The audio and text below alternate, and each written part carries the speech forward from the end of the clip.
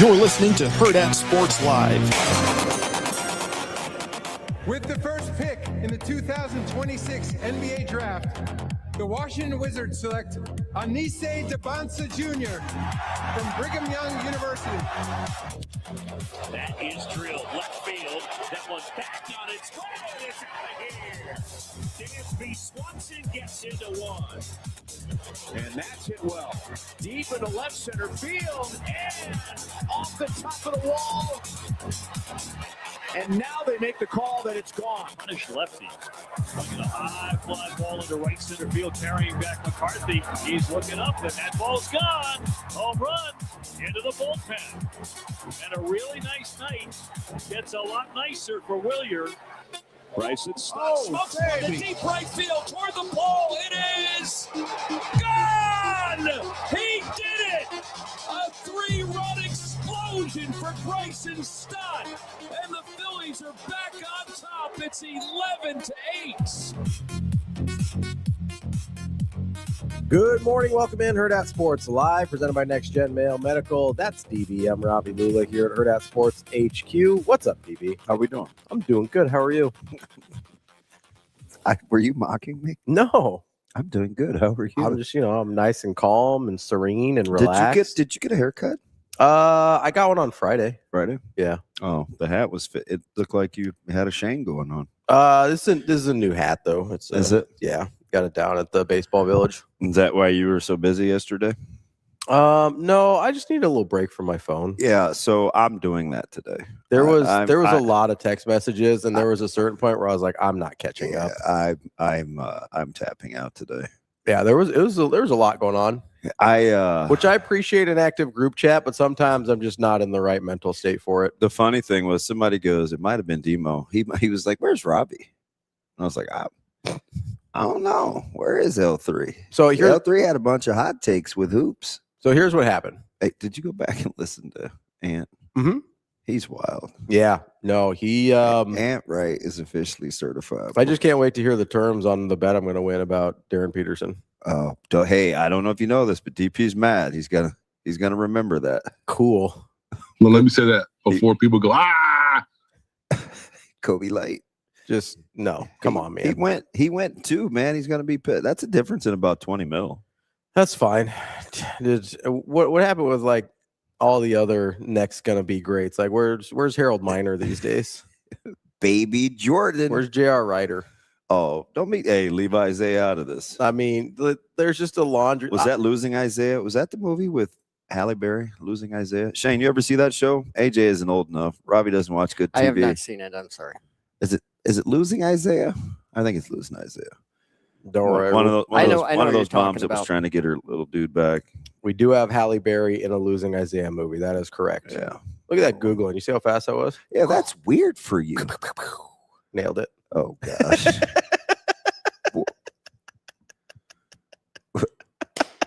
I don't know. Felt like a finger guns morning.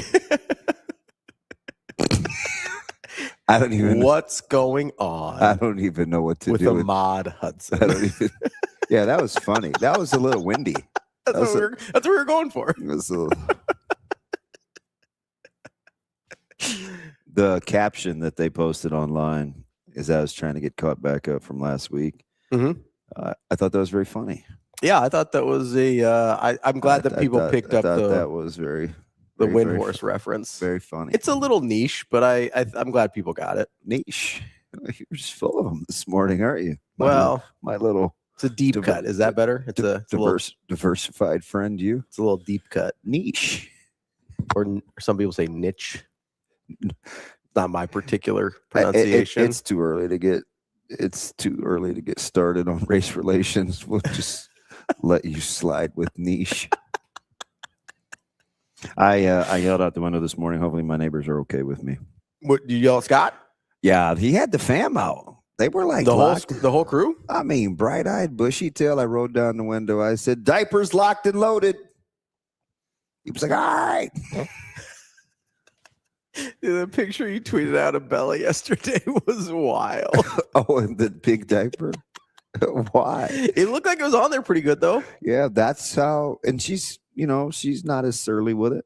My favorite of I think I've seen 3 Bella diaper pictures now. My favorite one is the one where she's like in the onesie and sitting by the door, and miserable. she's like, she looks like a disheveled like old lady in a home where she's just like, why are you doing this to me? Yeah, I didn't. Why'd you put me here?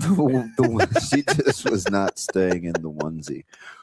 But the Velcro diapers didn't come until at nighttime. Oh, okay.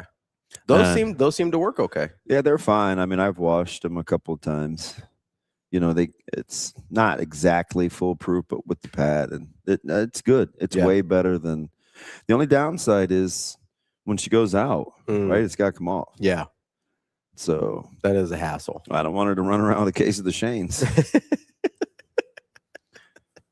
It's fine. It's ridiculous. It's fine. He seems like he's feeling better today. Yeah, he was in a much better mood this morning. Where's the foul? Which was fine.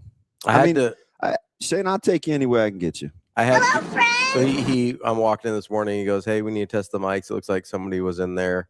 And you know how I get when people mess with our stuff. Yeah.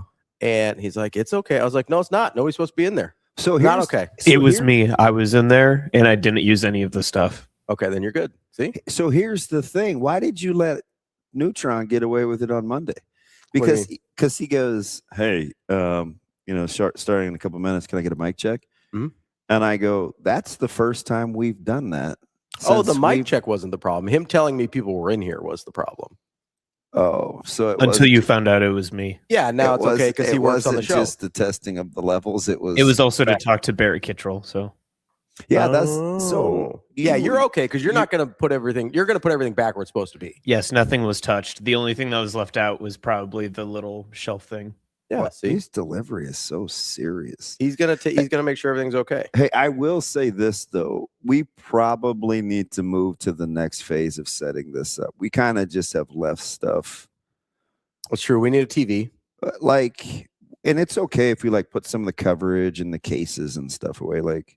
This looks still a little too day one-y, makeshifty. We need to get a TV in here. We need a whiteboard. Yeah. Those would be my 1 and 2 on the list. So what's next? Red zone? What do you mean? For film study. Oh yeah, it's Calandria in the red zone for UNLV. Calandria in the red zone. I'm also gonna do. Guys, so are we getting Calandria back for another year? It certainly appears that way. We'll know for sure today. I can't wait for how long these guys are tied up in court. This is going to be fascinating. It's going to be super fun, unless legislation passes before that. I mean, they can play, but I can't. This is going to be great. I mean, you have a year left now, right? I think I'm out. Get out there. I need 136 hours to graduate. That, and I can't even run down the stairs. So, well, luckily, there's no stairs on a football field. Yeah, for whatever the reason, we started using a gate on the. I saw that. Yeah. I don't really know what that's about. Try and keep the dogs out there, or what? I mean, they're fine. Yeah. I say they're pretty. They seem pretty well behaved. Yeah. Although Bella's not afraid to disappear. She's little. Yeah.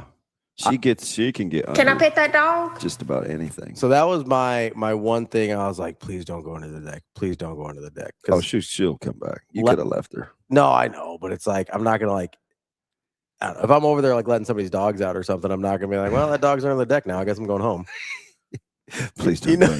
Don't go to the deck. Please don't. The first time I think I went over there, I don't know if it was with her or just the boys, but one of them went on the deck, and I was like, come on, man. And you didn't have the doggy door at that point. And so I was like, no, I got to go get this dog. Can I get that dog? I got to lure him out. Yeah. So the diapers have been a hit. So I saw the fam. I wonder if one of my kids will walk with me when he's mid-50s, he's high 50s. Could you see anybody walking with me and the dogs? Your best bet, Zoe. Wow. Just from a timing standpoint. You think? Well, yeah, because Caleb will be out of college, so he'll be doing whatever he's doing. Yeah. Mike will be in college. Zoe will still be in the house, middle school. So mid-50s, that's your sweet I've got to spot. guess his son is probably 25, 26-ish. 56 as of the 15th. Well, happy birthday, Scott. Wait, this past 15th? Yeah, June 15th. Oh, man, happy birthday. Did he tell me that? Liquid thoughts, all dogs are good dogs. Don't be discriminatory. Yeah, I don't know. So, he said little dogs suck. I don't subscribe to that. Wait, who said little dogs suck? Liquid thoughts. That's why I was clapping back. Oh, man, that's tough. I'm not a little dog. I was grandfathered into a little dog. I didn't originally. Yeah, I know you wanted a Leon Burger. Wasn't that the one that is kind of like a bigger German Shepherd? Yeah. Yeah. Listen, I like big dogs. I like little dogs. I like all dogs. Dogs are great. I do not, but it's good. No, but the letter did get fired off, or the group text did get fired off last night. It is long. Yeah. Yeah. Hey, would you like me to read it? Hey, No, bud. Yeah, it was the passive aggressive. Hey, hope to get this resolved amicably, but just check it in. I think I would feel different if I think I would feel different if they checked on the dog. Sure. Or yesterday morning that dog wasn't just barking at the top of its lungs at 6:20. Yeah. I'd have been a little more. I'm so over cautious about my dogs not barking at odd hours. Yeah. If it's before 8 or after 9, I'm out there immediately to get them if they start barking. So we have super cool neighbors on the other side, and they have 2 dogs that they walk all the time. I wonder what they think. Yeah, I don't know. Yeah, I don't know. I think they know the most about the neighborhood too. So I got to ask and get a feel for them. That's a good call. See what the vibe is. Yep. And they're dog walkers. Yeah. But they're early. They're out in the 5s. Oof. And their reins, cold. They're walking. That's too much. That's too early. But you could tell. He's a lot like Scott, they're super fit. Yeah, good shape. And yeah. Well, there's a discipline to that, which I can appreciate, but I'm not getting up to walk dogs at 5 o'clock. It's 5:10. I just see these, and I think they're retreat. I get them confused. Goldens versus yellow labs. Yeah. Yeah. Shorter hair. Shorter hair is usually a yellow lab. Yeah, shorter hair, not Goldens have the fringe. That's usually a golden. Yeah, it's the other. Ava, Austin's dog, golden. Should I bring her in tomorrow? Yes. Yeah. All right. We love Ava. That's a pretty chill dog. Dude, that dog's awesome. I love Ava. Pretty chill dog for having a ding dong owner. Why would you say that about Dr. Fiance? Well, Katie's her person. Or sorry, Dr. Fiance is her person. It's okay. I've doxed her enough. It's my fine. bad. I apologize. No, I almost did it too. It's fine. Yeah. Okay, I try not to too. Who was the original purchaser of the dog? Me. But Ava loves Dr. Fiance. Yeah. That would be tough. Well, you like Shane more than me too, so. What do you mean? Got to keep watering the bamboo. Not really. It's kind of a toss-up. I don't care.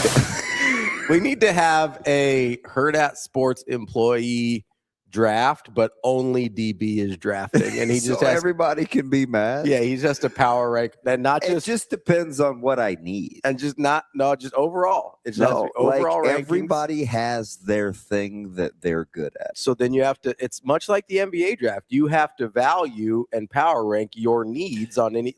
Be like, hey, this is my need most of the time. We want this guy or gal. Had you ever? Who is your Darren Peterson of Hurrdat Sports? Oh, the super high ceiling guy.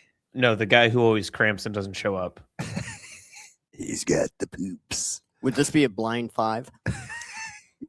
I saw another one yesterday of cut or keep candy bars. Yeah. Or candies.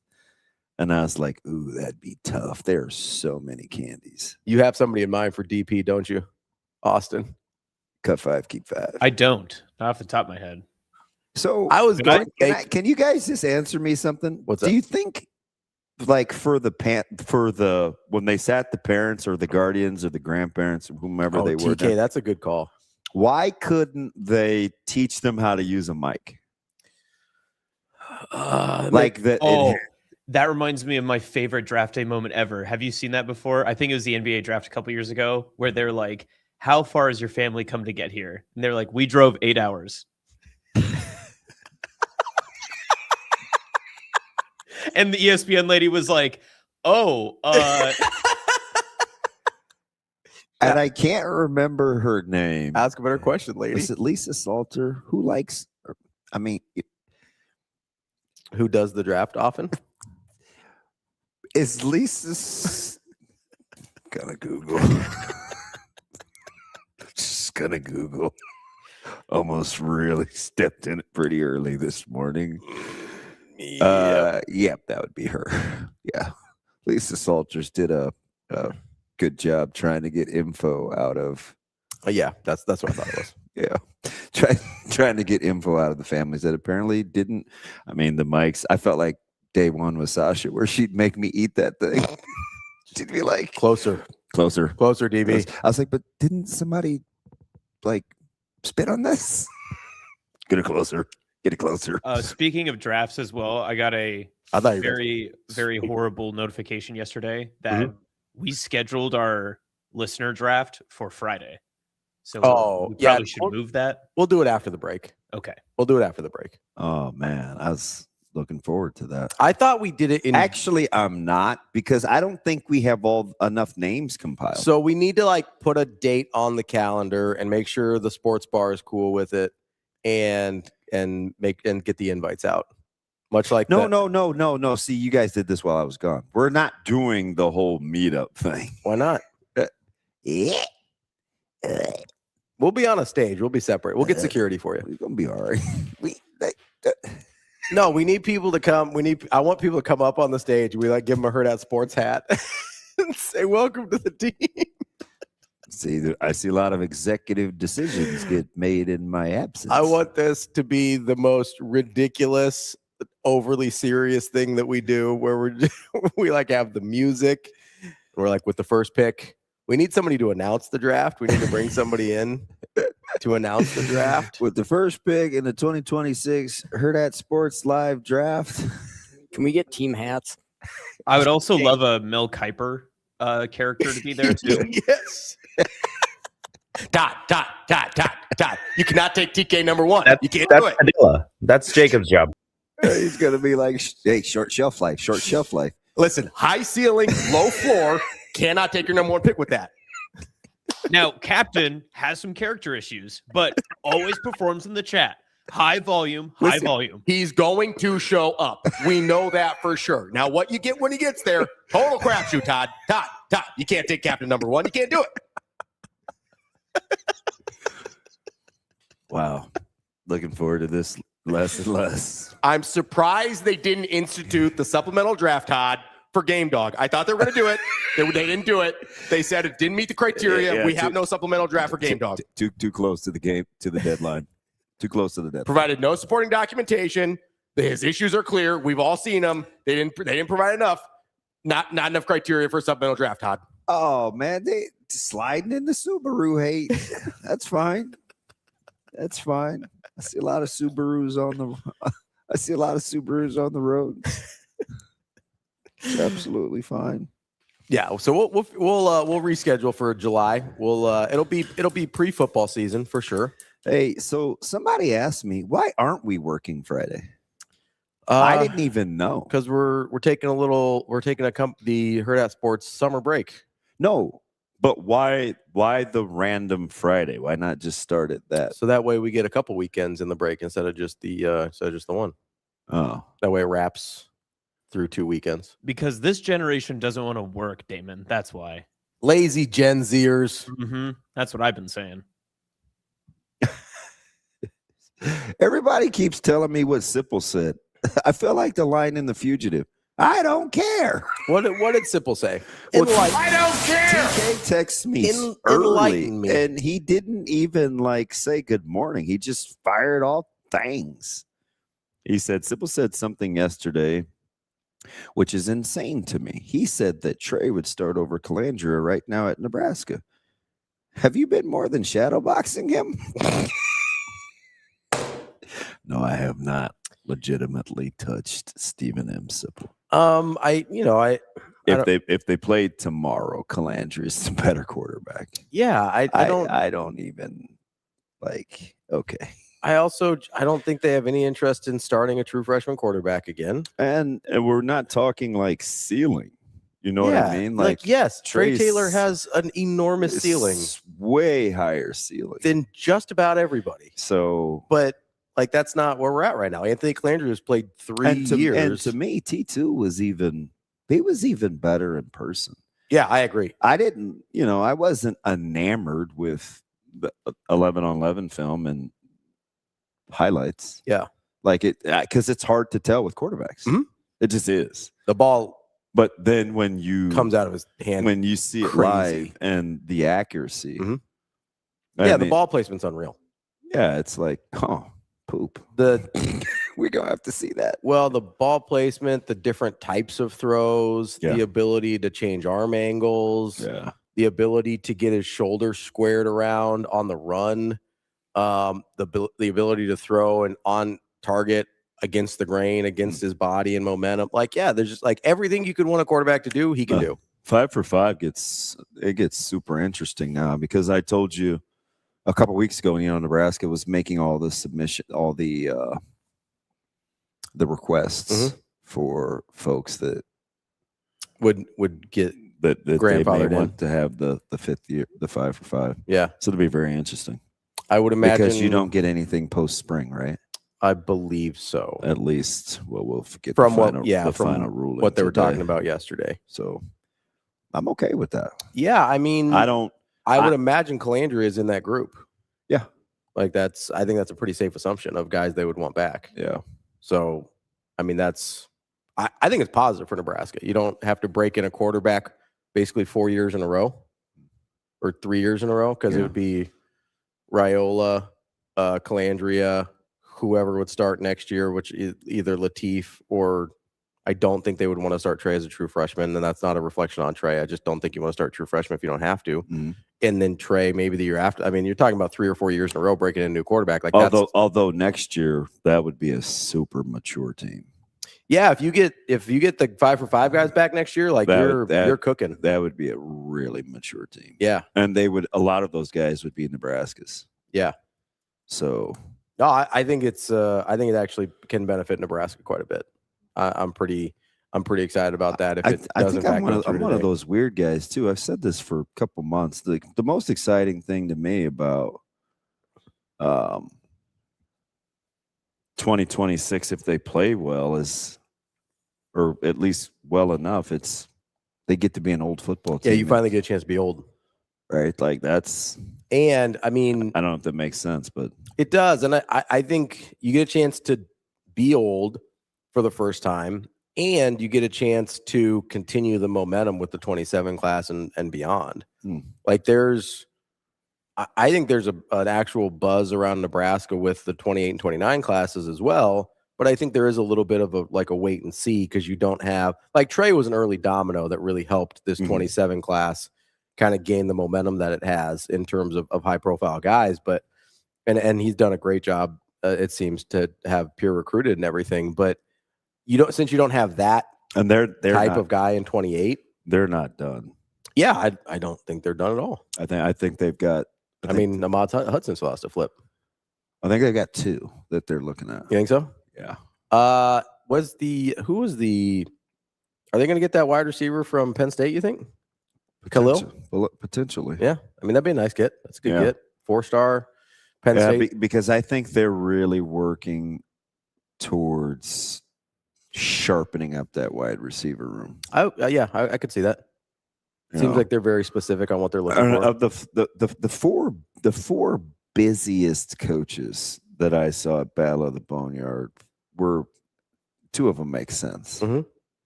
Right? Dikale Shorts. Yeah. Addison Williams. Yeah. Coach Dvorak. Sounds interesting. I mean, I bet I saw him just as much as anybody. Okay. And obviously Keith Williams. Yeah.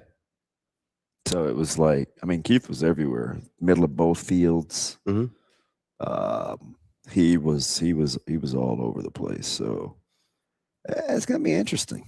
Yeah, I think this. I mean, honestly, I think the 5-for-5 thing, if it ends up going through today, which it sounds like it's going to, I think it could be a huge, like, kind of boost for Nebraska. Yeah, I wish I would have just gotten the age restriction, but I get what they're getting at. Mm-hmm. I don't think they want guys. I mean, you don't want guys playing 6 years of college sports. Like, you just don't. Yeah. So you have to.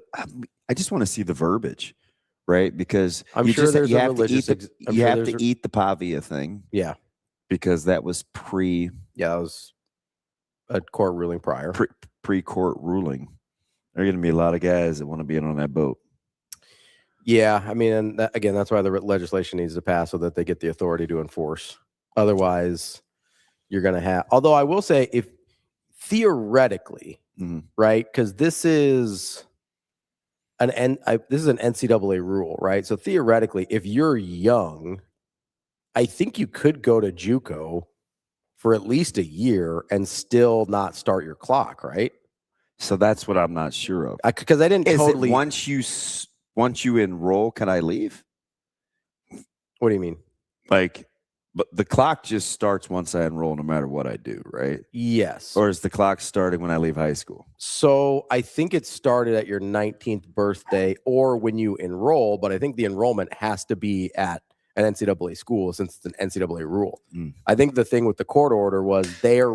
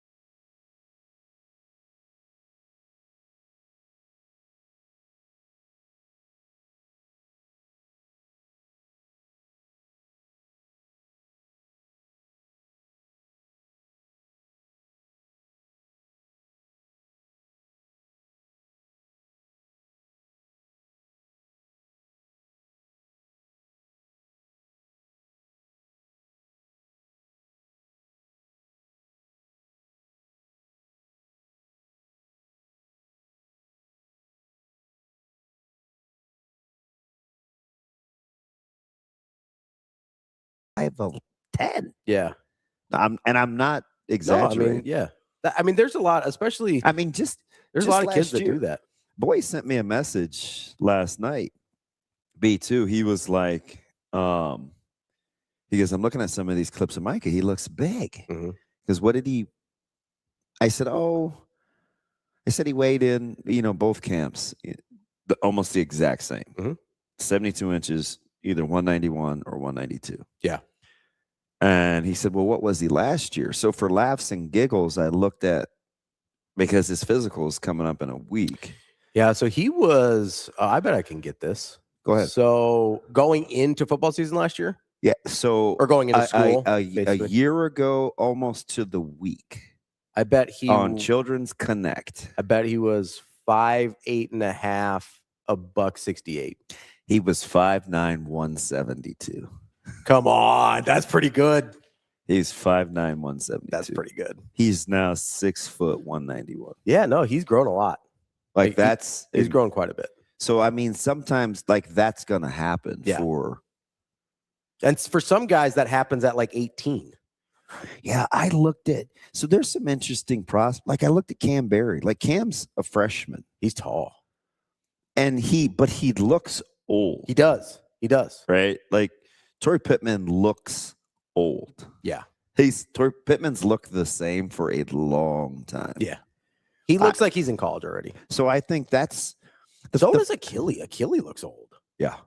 Oh, for sure. When because I had not seen him in person, like helmet off before. Yeah. And when somebody's like, yeah, that's him, and I was like, that guy's 30. What's no? So I call I don't really know him, but like after passing, I was like, God, that's like grown face. Yeah. So I just started calling him grown face.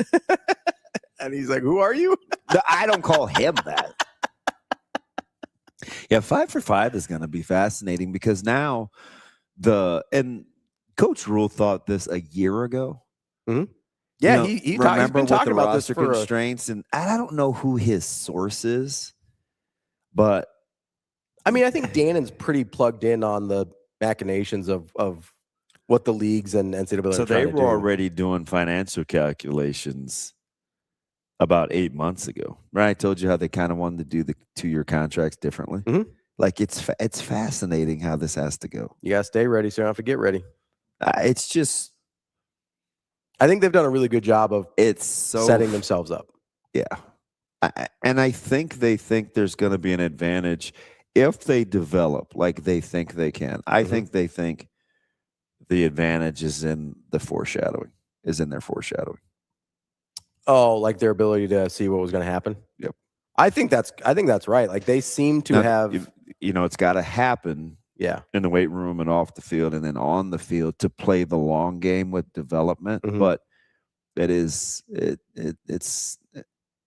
going to be fascinating. Yeah. I'm glad that they haven't panicked and are still willing to try and look and build long term, because that's where you get into trouble, right? Is if you have a plan and then the results aren't quite there as fast as you want them to be, and then you kind of like pull the ripcord and like, we got to do something else.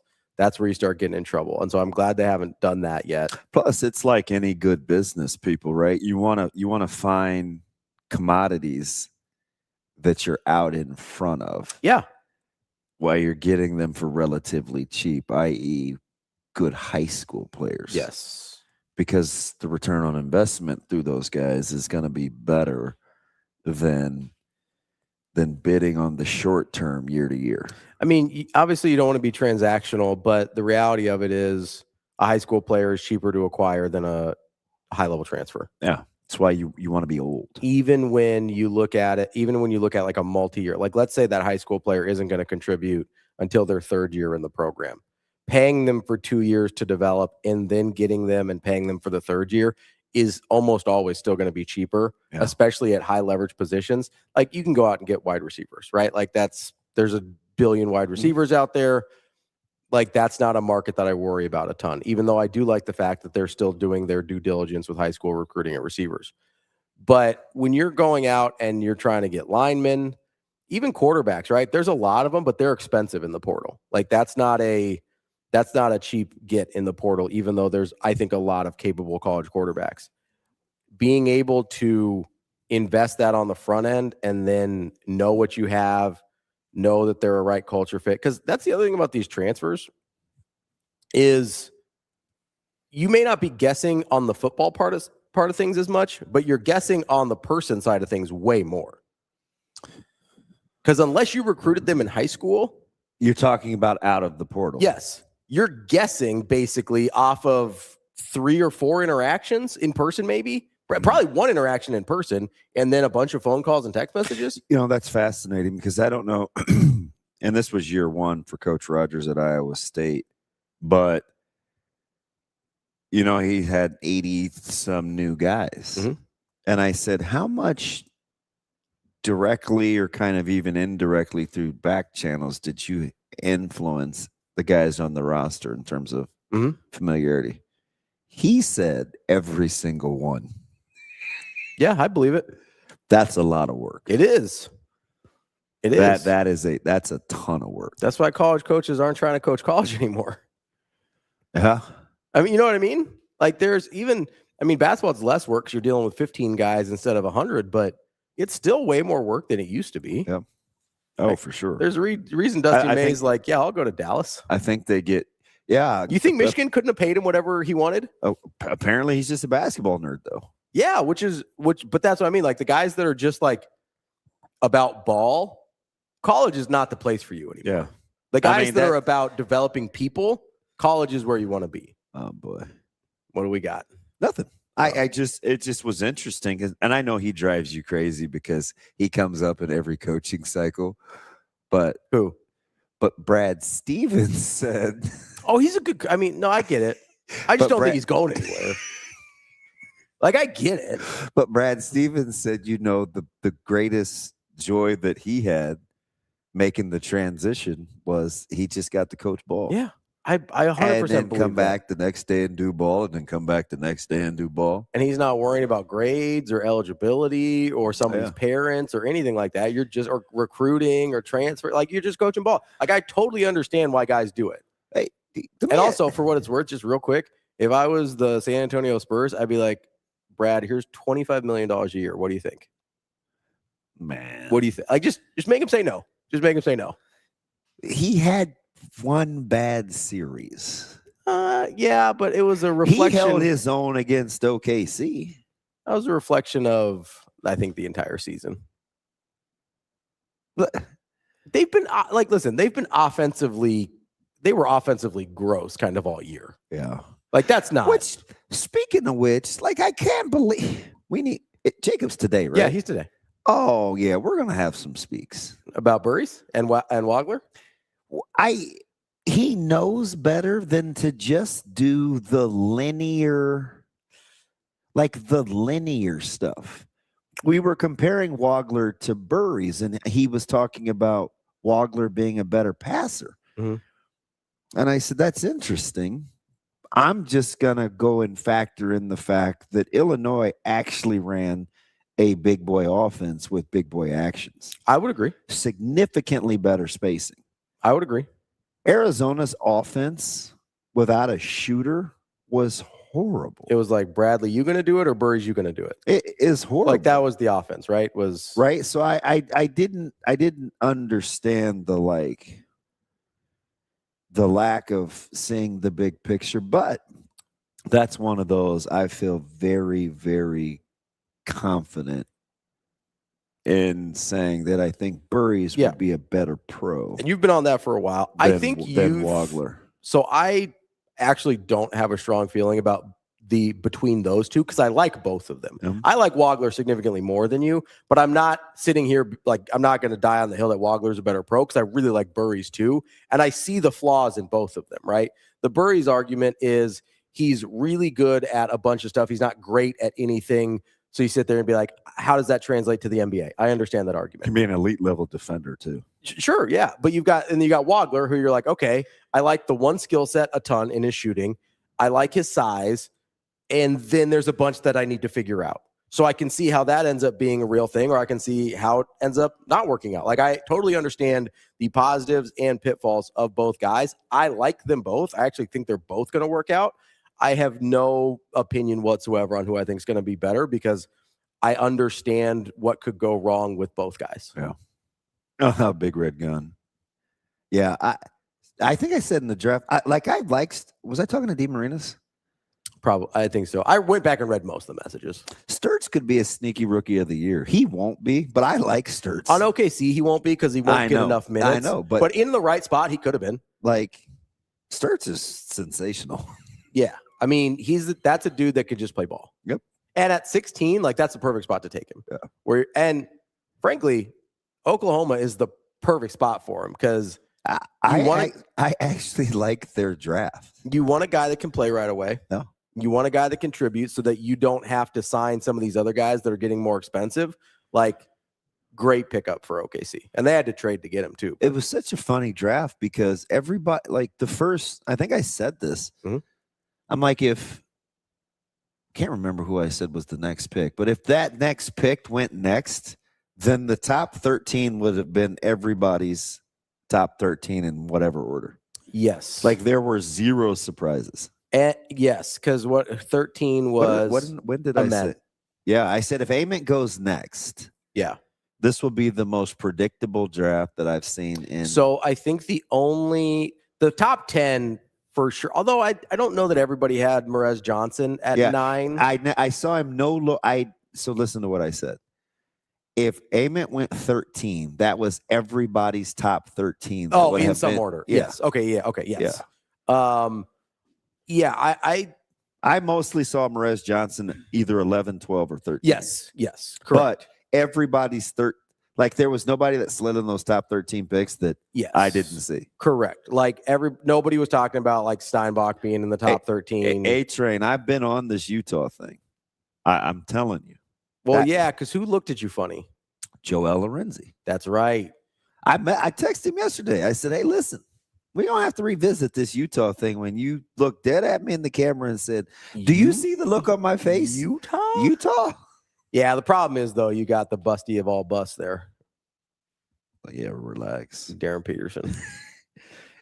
Okay. I don't know if he's going to be a bust. He's not going to be Kobe. I know that.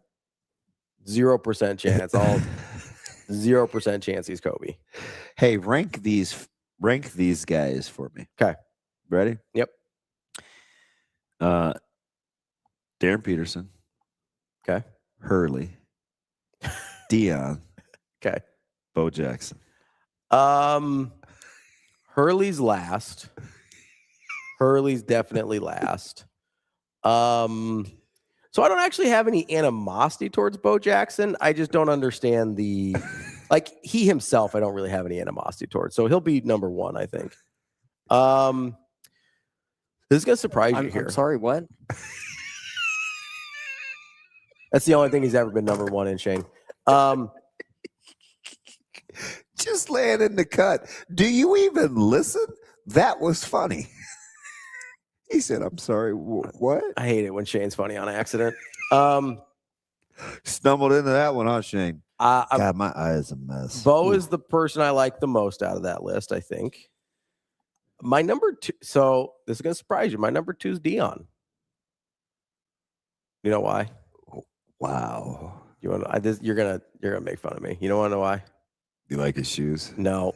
I found out over the weekend he's got a type 1 daughter. Oh, God. Listen, you got to stick with the type 1 parents. Those people are tough, man. It's hard.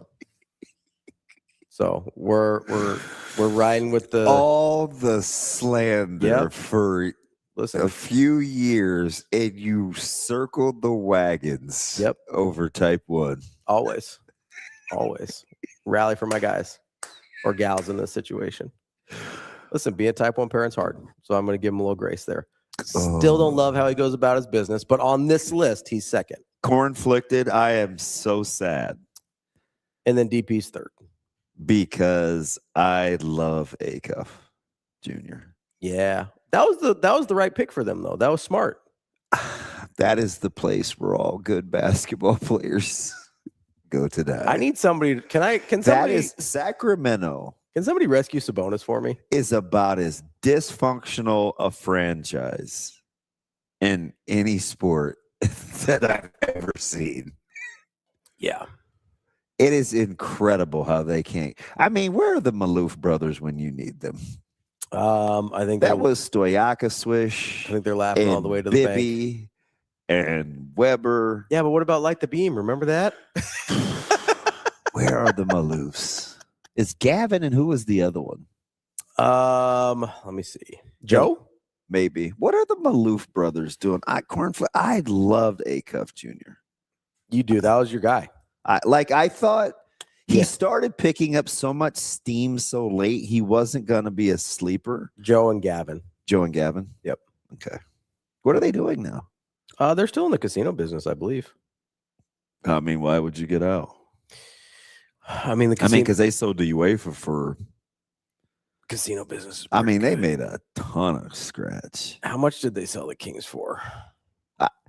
Yeah. So Acuff was so good late, and he had the heck of a tournament, and everybody was fawning over him. He wasn't going to be. I'll tell you the guy that I don't get. What? How much?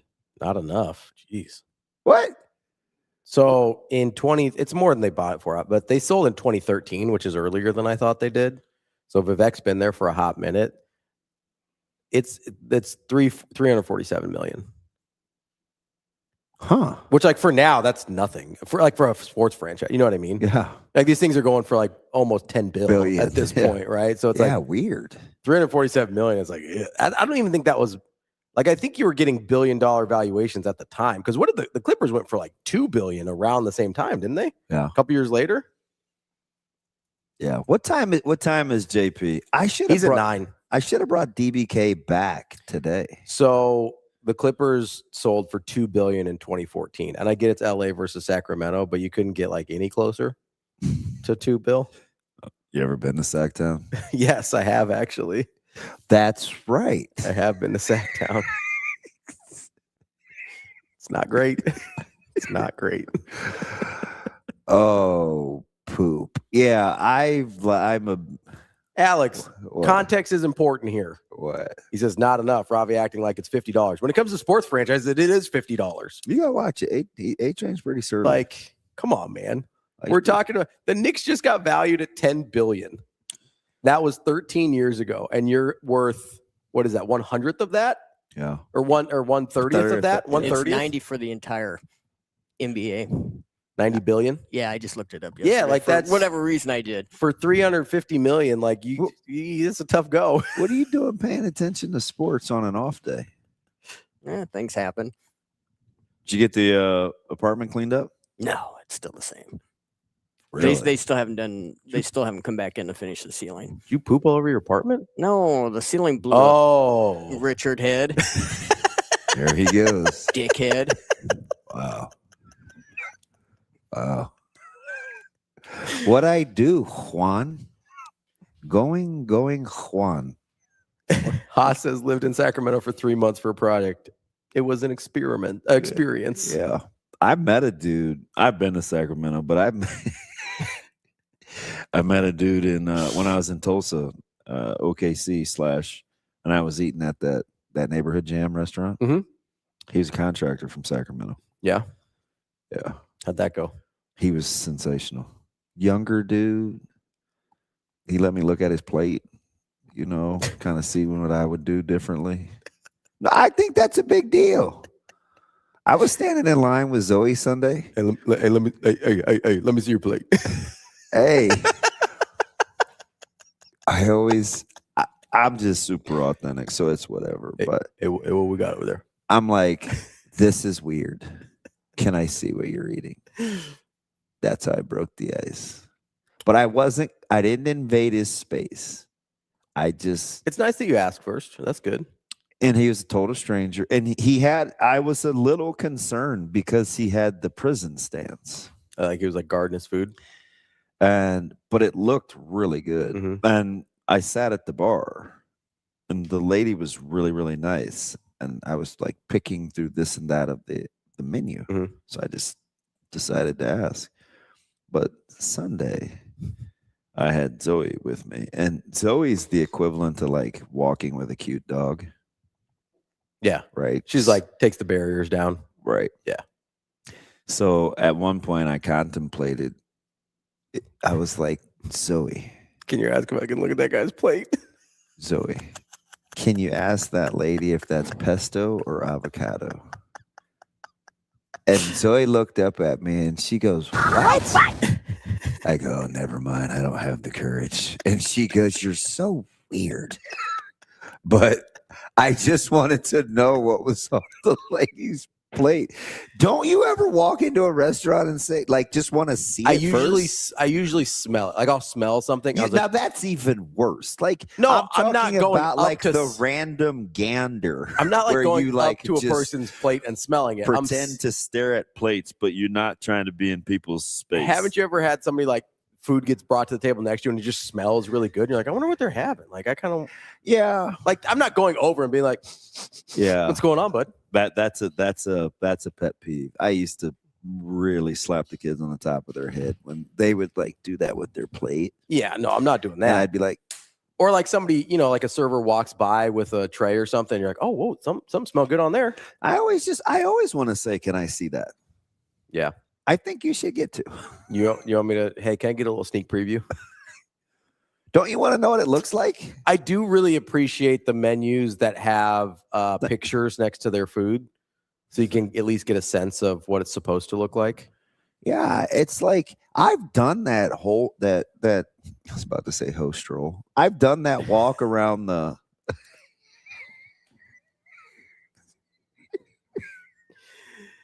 Did you do that at the Ho tournament that Shane was at last week, or? Let's not act like everybody just has to peruse through the restaurant to see what was on everybody else's plate. Damn it! You just like took a lap. Ask Ready RP. Ask Ryan. We were at a restaurant about 6 months ago, and I was like, I gotta see what that fish special looks like. Oh yeah, I'll walk casual. Oh, is that the place that I like? I think so. Yeah, okay. I do. Because you think the other place is grossly overrated. Yeah. The tourist one that everybody yes, talks about. Yeah, I think you like this place. Yeah. So although I like the old location better. It's okay. I don't enjoy eating in the dark. Well, then you wouldn't like most steakhouses around. It doesn't have to. That's the thing. Yeah. It doesn't have to be super lit, as the kids would say. Oh, it's super lit. But man, why we gotta be dancing in the dark? You know, it's not Bruce Springsteen up in here. But I don't order steaks out much anymore. So we took my mom there for her birthday to the place I'm talking about. Yeah, and so we made a little bit of a mistake. Oh yeah, it is your place because it's also the place. Remember, you went with your brother. Yes. Yes. Yep. Same place. So my mom likes this place. So we take her there for her birthday. We've taken her there several times for her birthday, and so they were reading off specials and stuff like that. And we're like, oh, that kind of sounds good. So there was a special. Was it bison? No, it was a porterhouse. Okay. Overrated. And it was very similar to a menu item that was on there. And the quoted price of the special is what we thought we were getting when we were ordering the menu item. Because the price, and she said them like back to back. Yeah. And so it was a little confusing. I don't think she was being intentionally deceitful. It's just like she was talking about the porterhouse, and then she was talking about who's the porterhouse eater. So my mom and I were going to split the steak. We're going to split this porterhouse, and then the special included. It's acceptable. It's your mom. Who got the fillet side? She loves fillets, so she went with the fillet. Okay. And then the special was just the porterhouse. The menu item was the porterhouse plus some seafood. So Natasha took the seafood. Of course. And then it was like crab legs and lobster. So she was thrilled. Jeez, man. It wasn't. Did that make them mad? Because sometimes in places. No, they told us we could split it. Okay. Like they specifically said this one is for splitting. Okay. You can split the porterhouse. And so we're like, okay, 3 plates, this one. And we thought we were getting a great deal. Corey, you gotta watch Corey. He's cool, but he's low key naughty. We thought we were getting a great deal. Not so much. The one was like a certain price that she had quoted. What was the difference? Like triple. What? What are you special? How'd you miss that? I was just like, so the other one said that doesn't even make sense. So the other one said market price. And so I thought she was quoting us the market price for the day. Oh. When she was reading the special versus the menu item. Because she only said one number. Oh, it's like you choked on the pit of a cherry. And he said like triple. And I looked at it and I was like, oh yeah, we messed up. I was like, we misunderstood what she was saying. So that place has an amazing bison. Oh, I've heard that. I haven't had their bison. It is. I know you're not a sides guy. Their sides are unreal. So you sound like my barber. Their sides are so arguably his favorite place. And he's a foodie. Like, he's a total foodie. He's trying to get me to go to this place, Anthem downtown. And it looks a little. I haven't been there. Looks a little tree huggish-y for him. But anyway. Well, we know you. You're an environmentalist. It's a cool little setup. He showed me this picture of their crab rangoon. They look fire. But anyway, Like that's his thing too. And I was like, well, you guys always, if you lead with sides, I'm probably out. Like I'll entertain it. I'm not going to lead with them, but I'm definitely, and usually at that place, I take them home because they reheat really well. They're don't let me. And they have act like I fantastic to-go boxes. Listen, I have used those potatoes on a bed of scrambled and sunny side up eggs. Man, the scallop, the au gratin potatoes are so good. The lobster mac is incredible. So it's funny because their sides. With when I went with Ryan, like I wanted to see the special because I wanted fish. Because their scallops are amazing. So I got those as the appetizer. So I wanted to stay with the fish thing. I love their scallops. And he was buying, so I didn't want to like spend a ton. Sure. But the special, I love seafood. Yeah, I do too. I mean, generally I will choose seafood over almost anything. My mom wanted to do the porterhouse thing, so I was like, well, I'm cool. Like that's cute. I don't know. I feel like we should have revisited the conversation in the parking lot yesterday. Austin, Ravi gave me the 411 on why he loves his mom so much. It was very cute. I've never seen that side of Ravi. Is it because she brought him into this world? More than she kept me in it. Yeah. I was gonna say in essence, yes. So it was, and this is it funny. This comes back to the Dion thing of being a type 1 parent. Like I know all the like stuff she did to like make sure I didn't die when I was a kid. Like, and there was a chunk of my childhood where she was like, you're too young to really do it yourself and understand, do it well. And so like, she's basically managing my diabetes for me my first couple years as a diabetic. And like, she's waking up at 3 a.m. to check me in the middle of the night to make sure, because there's CGMs don't exist yet. And she's like making sure I've always got low snacks and things to treat. And like the things that I have anxiety over now about like forgetting insulin or whatever, like she was doing all of that on top of like, like working a full-time job and having 3 other kids. And so like there's, when like you're in that situation, you just get really close. What's a CGM? Continuous glucose monitor. It tells you your blood sugar all the time instead of having to poke your finger all the time. I can't believe you got cracked with triple the price though. That's the funniest thing you said in a long time. Dude, it was Natasha and I just looked at each other and I was like, we misunderstood what she was saying. And you were the guy that was contemplating paying $40 at lunch. I was never contemplating that.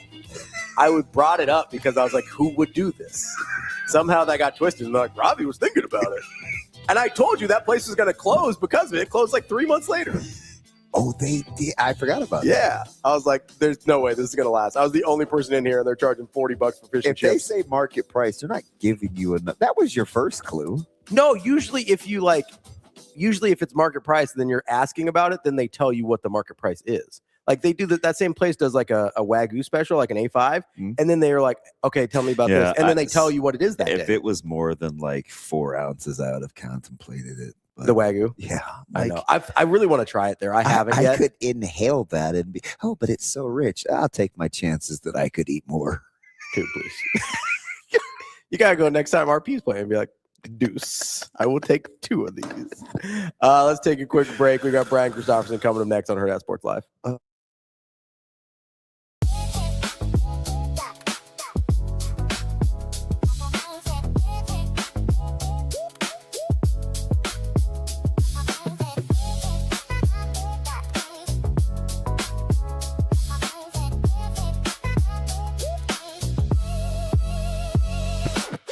Make this the summer event at Edwards Jeep and Ram, Council Bluffs and Village Point.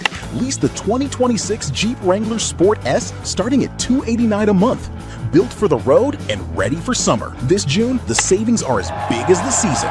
We've also got the 2026 Ram 1500 Bighorn starting at $399 a month or finance at 2.9% APR for 72 months. Don't miss this pitch. Slide into savings at Edwards Jeep and Ram, Council Bluffs and Village Point.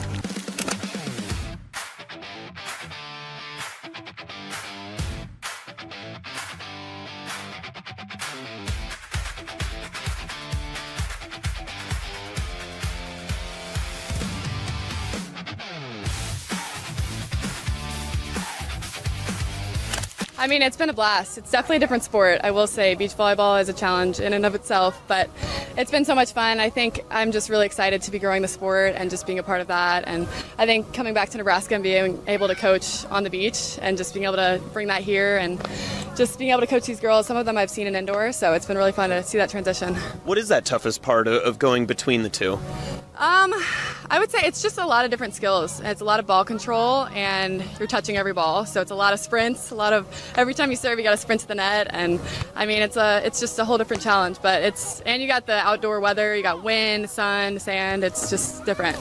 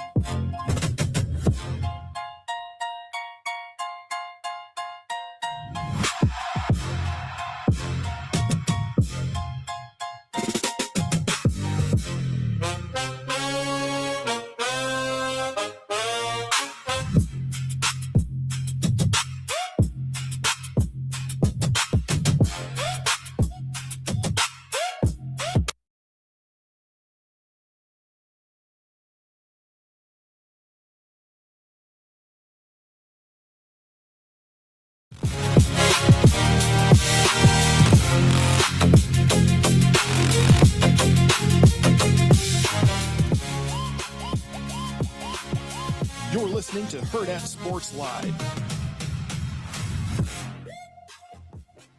Welcome back, Hurrdat Sports Live, presented by Next Gen Male Medical. That's DB. I'm Ravi Lulla here at Hurrdat Sports HQ. We are joined now by Brian CHRISTOPHERSON, Husker 24/7. What's up, BC? How we doing? I'm doing well. How are you guys? B sizzle. I was telling the guys, was this Monday? Yeah, it had to be Monday. It was my first day back. I found a new level of appreciation for you and Brunts on kind of the collab. There was so much happening. Yeah. At Battle of the Boneyard. And I was eavesdropping, and you guys were like, okay, is this good? He's got an offer. He's got an offer. That's a new offer out there. Do we want to do that in order? And just that you guys were going through this like 4 or 5 minutes, and I was like, number one, how in the world are they keeping up? Like real time, because you guys were cranking out the content for the write-up. And then number two, just the sharing, like the divvying up of the responsibilities. I was like, is it always like this? Or do you guys just know what you're getting into with events like that? Because you don't know that their offers are going to be like, you don't really know. You're like just reactionary, right? Yes. Bruns is a great teammate. He's I don't think we've ever had a fight. Maybe that's a bad thing as I think about it. We need a little more friction going on. But yeah, there were offers coming fast and furious. I was sort of the offer guy. He was sort of for that day the observation guy. By the way, the local lads, your guys showed out well. That was a tough game. 2-point conversion at the end. I was pleasantly surprised. Right. But I knew they had done well nationally, and they got a few of the national guys from Domo. I wish they'd have realized they were good enough early Was that, hey, Damon, was that because I was kind of in Offerland and also pre-writing a uniform story? Was that the quarterfinals or what was that game? That was the quarters. Okay, it was quarters. It was a 32-31 game for the listener, and Domo lost. You guys went for 2. Just went off a guy's fingertips. Was it Midwest Boom, I think, the other side? Yeah. And I was how good was their quarterback? Yeah, he was wearing the sunglasses and well, I was telling you guys that was his 5th wardrobe change. He wore something different for every game. It was incredible. Yeah, gotta have some style there as a Miami commit. He was good. He flashed the big arm a few times. But yeah, that was one of my biggest takeaways, and I'm not buttering you up. That was that our local fellas came to play. They didn't back down. A lot of good guys that frankly we don't probably write enough about. And I want to write more about this season. And I mentioned it to you in passing. I didn't talk to you a long time, but I'm excited about the season locally. I'm excited about a little bit of the rivalry and sort of the fire that's brewing on different sides. And so for an impartial observer, I think this fall is going to be kind of fun around the state. Yeah, it is. And it's what fires you mean, BC? Well, so and here's the thing. We've got out-of-town matchups with some of these really good teams. Everybody knows the hate relationship with Westside Prep. That's who we open with. Prep's going to be really good, especially up front. I was talking to a buddy that has them on the schedule. And he follows it, so he kind of does his homework. In BC, he was like, "That's group's been together for a minute too." Yeah, that's just it's the same. Yeah, page. Yeah. Against that opening against Bellevue West a few years ago. I've talked about these guys. Yeah, and he's like, "We're not built like that. How are we supposed to win? I mean, why would they put a game like that on our schedule the way that they're built up front?" I looked at it and I was like, blank. Like, there's a lot. Like who? There's a lot of good teams, right? Would you have taken them off and put, Pap South on? Would you have done Millard North? Like, there's our quarterback, BC, he's a pup from Lincoln Northwest. Like, he's just getting started. You think that kid, if he keeps developing, isn't going to be good? Yeah. Like, everything's it just seems like everything's on the uptick, and these guys are young. Camden Berry, he's a 20-30 guy. Is that right? Yeah, he's a freshman. Jeez. There's 20 or 30. He's a freshman. Yeah. There's some dudes brewing. Not just the guys, a cycle away. It's going to be fun the next few years around here. So, and I like when there's a little chippiness to my 7-on-7 games. So I'm Team Mike on that. There'll be plenty of that.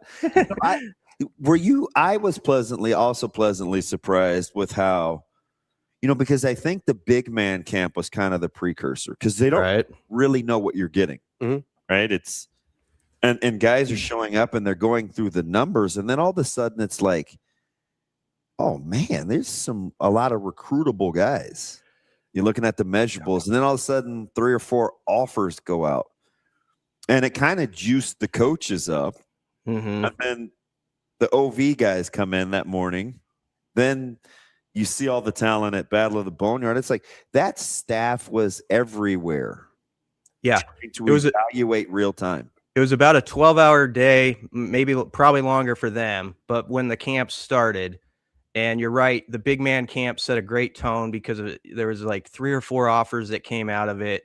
When I was looking down the list, you saw guys, it wasn't just from one area either. Like Michigan had a ton of guys that could play that were in town from up there.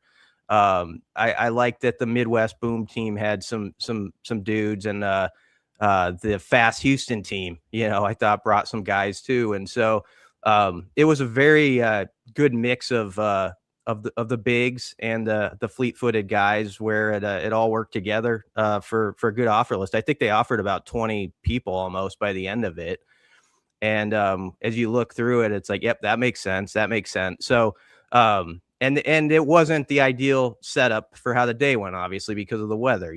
They got messed with the inclement conditions and had to go inside for everything. And the thing I really appreciated, and this is what'll keep people coming back, Damon, is everything was pretty much on time, despite all the things that happened and all that, it just kept going. It's amazing. Yeah. That's not easy to pull off there. While the semifinals were getting ready, or the finals, they brought in a stage, for the championship team to be on that won the tournament. And then they introduced the uniforms up there, put it in the Hawks Championship Center. And so there was just great coordination, and you could appreciate, not even knowing everything that was going on, all the details, that the organization was on point. And that's what gives you a fighting shot as a program. You've got to have that. And that's one thing I would always say to anybody who's like, I don't know about Rule, what's going on over there? Are they going to get it going to the level I want it to? I would always point to the one thing I would say they've been the best at of about any staff since I've covered it is the organization standpoint. And you just feel like people know what this person's doing, that person's doing. And it's not just an aimless walk, because Saturday was the type of day that could have blown up on you if you did not have that in place. Listen, they're like hosting girls flag football recruits and new offers and piggybacking off the event for the Sauer sisters. It was like they don't skip a beat in terms of attention to detail, just picking up on the momentum. And I say that just because it's fascinating, and cynics will say, oh man, the uniform reveal, like, big deal, or I don't like the uniforms, or it's just 7-on-7 or playing catch, and we should be worrying about play football. And Jacory Barney was right to your left, right? Yeah. And we were talking out on the field probably 10, 15 minutes. And I'd seen him early in the morning because they brought guys in for workouts. Because, Caleb didn't leave until like 12. And JB was still there, and he said, I just showered, I changed. I said, you've been here all day. He said, man, I'm ready to go home. And it struck me as odd because he was clearly tired. It was 7:15. And he said, but I'm hosting a recruit. He's over at Capitol eating. Then I have to do the uniform deal. And I said, yeah. He's like, man, he goes, I can't wait he was just talking about getting back to the recovery in the morning and then trying to get a down day so he could ramp up, because he said they ramped the offseason schedule up, right? He didn't want to hear guys complaining because they intensified the offseason schedule. And BC, like, that's the part that I want, that not enough people know. You know what I mean? You're talking about stuff behind the scenes and what's going on in the organization. It's not at the sacrifice of getting better at football. Like, yeah, it's all part of it, right? The evaluations, the being able to work under duress, to get up and function and do your job on a short night, to be thrown a curveball and watch you function with the weather and how you respond. Like, it all matters. You know what I mean? Yeah, absolutely. I wish people could see all the. But then they see him dancing and they're like, oh, he's dancing around. I was like, you know how bad this dude an hour ago is just like, I got one more. I got to give it one more good hour, man, and I get to go home. You know what I mean? Like, he gave you everything he had. Jacory Barney's a special dude, because if you watched him after the uniform unveiling, like, nobody is more popular than him right now as far as a player goes, and he's just there for it. He's always there for fans. He's always there for the recruits, as you mentioned, like hosting a guy, and he's like that player that other guys, especially the Florida guys who are in town, want to see. They've heard about him, they know his story, they know where he's from, and everything that happened to him coming up. And he just keeps ticking. And you're right, like, the uniform thing and all that, everything else, it's not like you can't walk and chew gum at the same time. I mean, these guys are locked in on their June and July football preparation, just as they ever were.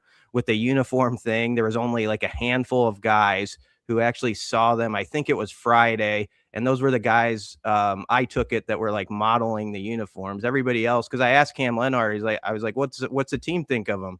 He said, well, I don't know if they saw them until just now, like all the other guys, so like if that's a narrative, let's scrap that one, because nobody like in the locker room was like locked in on that thing. It was just a something they presented. They presented it well, and people can have their opinions on if they like the look or not. That's fine, but that's not a distraction at all, or by any means a top focus of this team, the wardrobe part. But I thought they handled that setup well. And you want another guy who's I think like Jacory in that vein of being special and always around is Nyziah Hunter. Like he's a guy who's always at every camp. And, I think Rule had this story, like there was a camp. It wasn't a skilled guys camp. It was like a big man camp, not this one Saturday, but earlier in June. And Nyziah Hunter's out there at, 7 a.m. before it's starting. And Rule's like, why are you here? He's like, I like football, and I think Andrew Marshall's like that. So if you get enough of those guys, we've talked about this a lot, but you got to build a roster that's the heavy piece of the pie. They're made up of like, there's a football game going on. It's 7-on-7. It's what I still want to be over kind of around it. That's what I liked as much as anything Saturday. You had those guys watching it. You had like TJ Lateef was over there watching all of it. Emmett Johnson doesn't have to be there, and he pops in and is watching the 7-on-7, and he's a Kansas City Chief now. You don't think that like shows something that people see him like, okay, he's still involved with this program. All that stuff matters. To your point on Hunter, I'm so glad you brought him up, because he's the guy that I gravitate towards, because the players don't really like practicing against him. He's kind of mean-spirited. He's super tough. He talks a lot of trash. Like, he's kind of that guy. And Dawson Merritt, who looked fantastic, by the way, was playing basketball by himself. He was just and Zoe likes to shoot hoops, and so we were killing time in between. And so she's like, so can we go play basketball? And so we kind of walked over there, and because there's nobody really in indoors, right? All the action is every place else. So I thought I could just hide her out. And Dawson Merritt is like working on like change of direction drills, because he's finally healthy.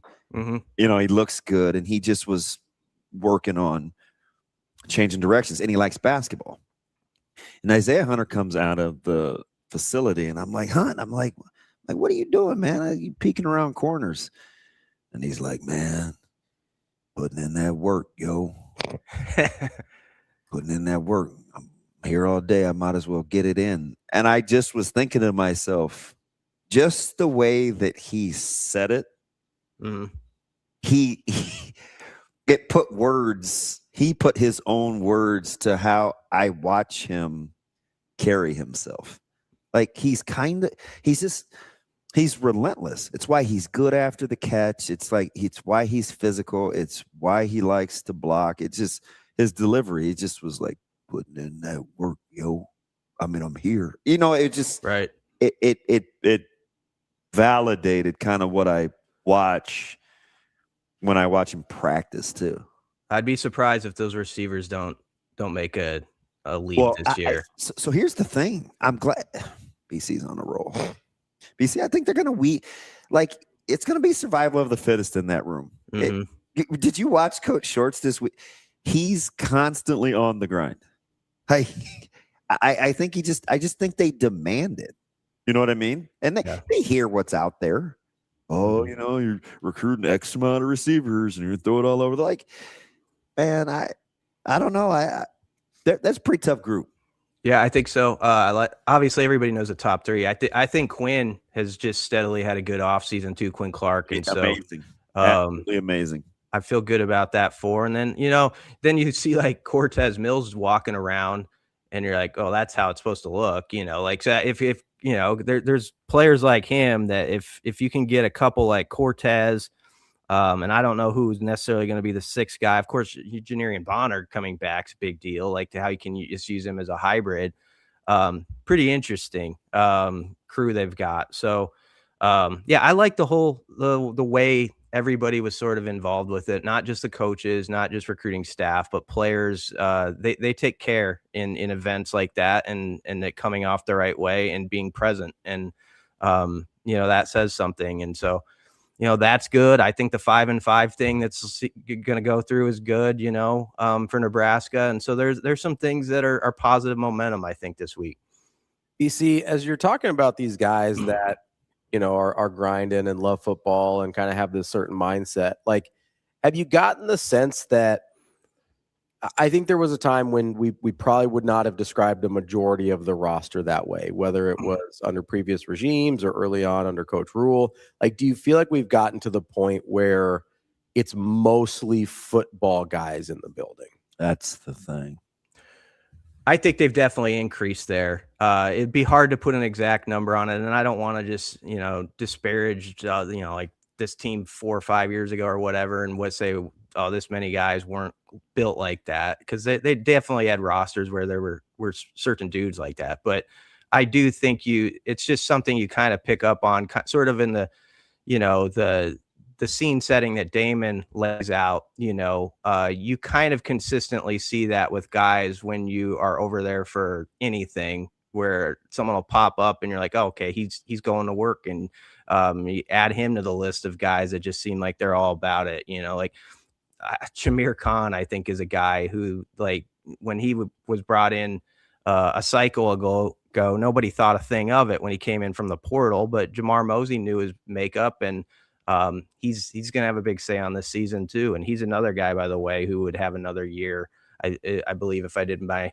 math right, on the 5-5. So Andrew Marshall is built that way. And so you got a lot of guys who are going to be frontline type players that have that MO, and that's the key. It's good. It filters down. You have those veterans to do it. And then, of course, you've got like a lot of third year guys now who have sort of seen it. They've went through some ups and downs, probably a lot of stuff we don't even see behind the scenes that they have to deal with. And they're still here and ready to roll. And so I do think there's an energy for this thing to get rolling. I know fall camp starts August 5th, and Dr. Elzo was talking about that like last week on the radio, that they've kind of got their plan set up, for the most part, of how that practice schedule is going to look, with maybe just a few tweaks here and there. So I do think there's some juice right now over there, that they feel like they've had a good offseason. You just got to keep it rolling into this runway into August. BC, what do you think Nebraska can do with this event as it continues to grow? I think they're going to you have to do some sort of you don't have to, but I mean, it's clearly another revenue stream. They pre-sold almost 8,000 tickets for the event. That's income, right? Like, what do you think? Could this be like their version of the Open? I know it's that other shoe, that shoe company, but like, what do you see with what they're able to do as they continue to just get bodies on campus?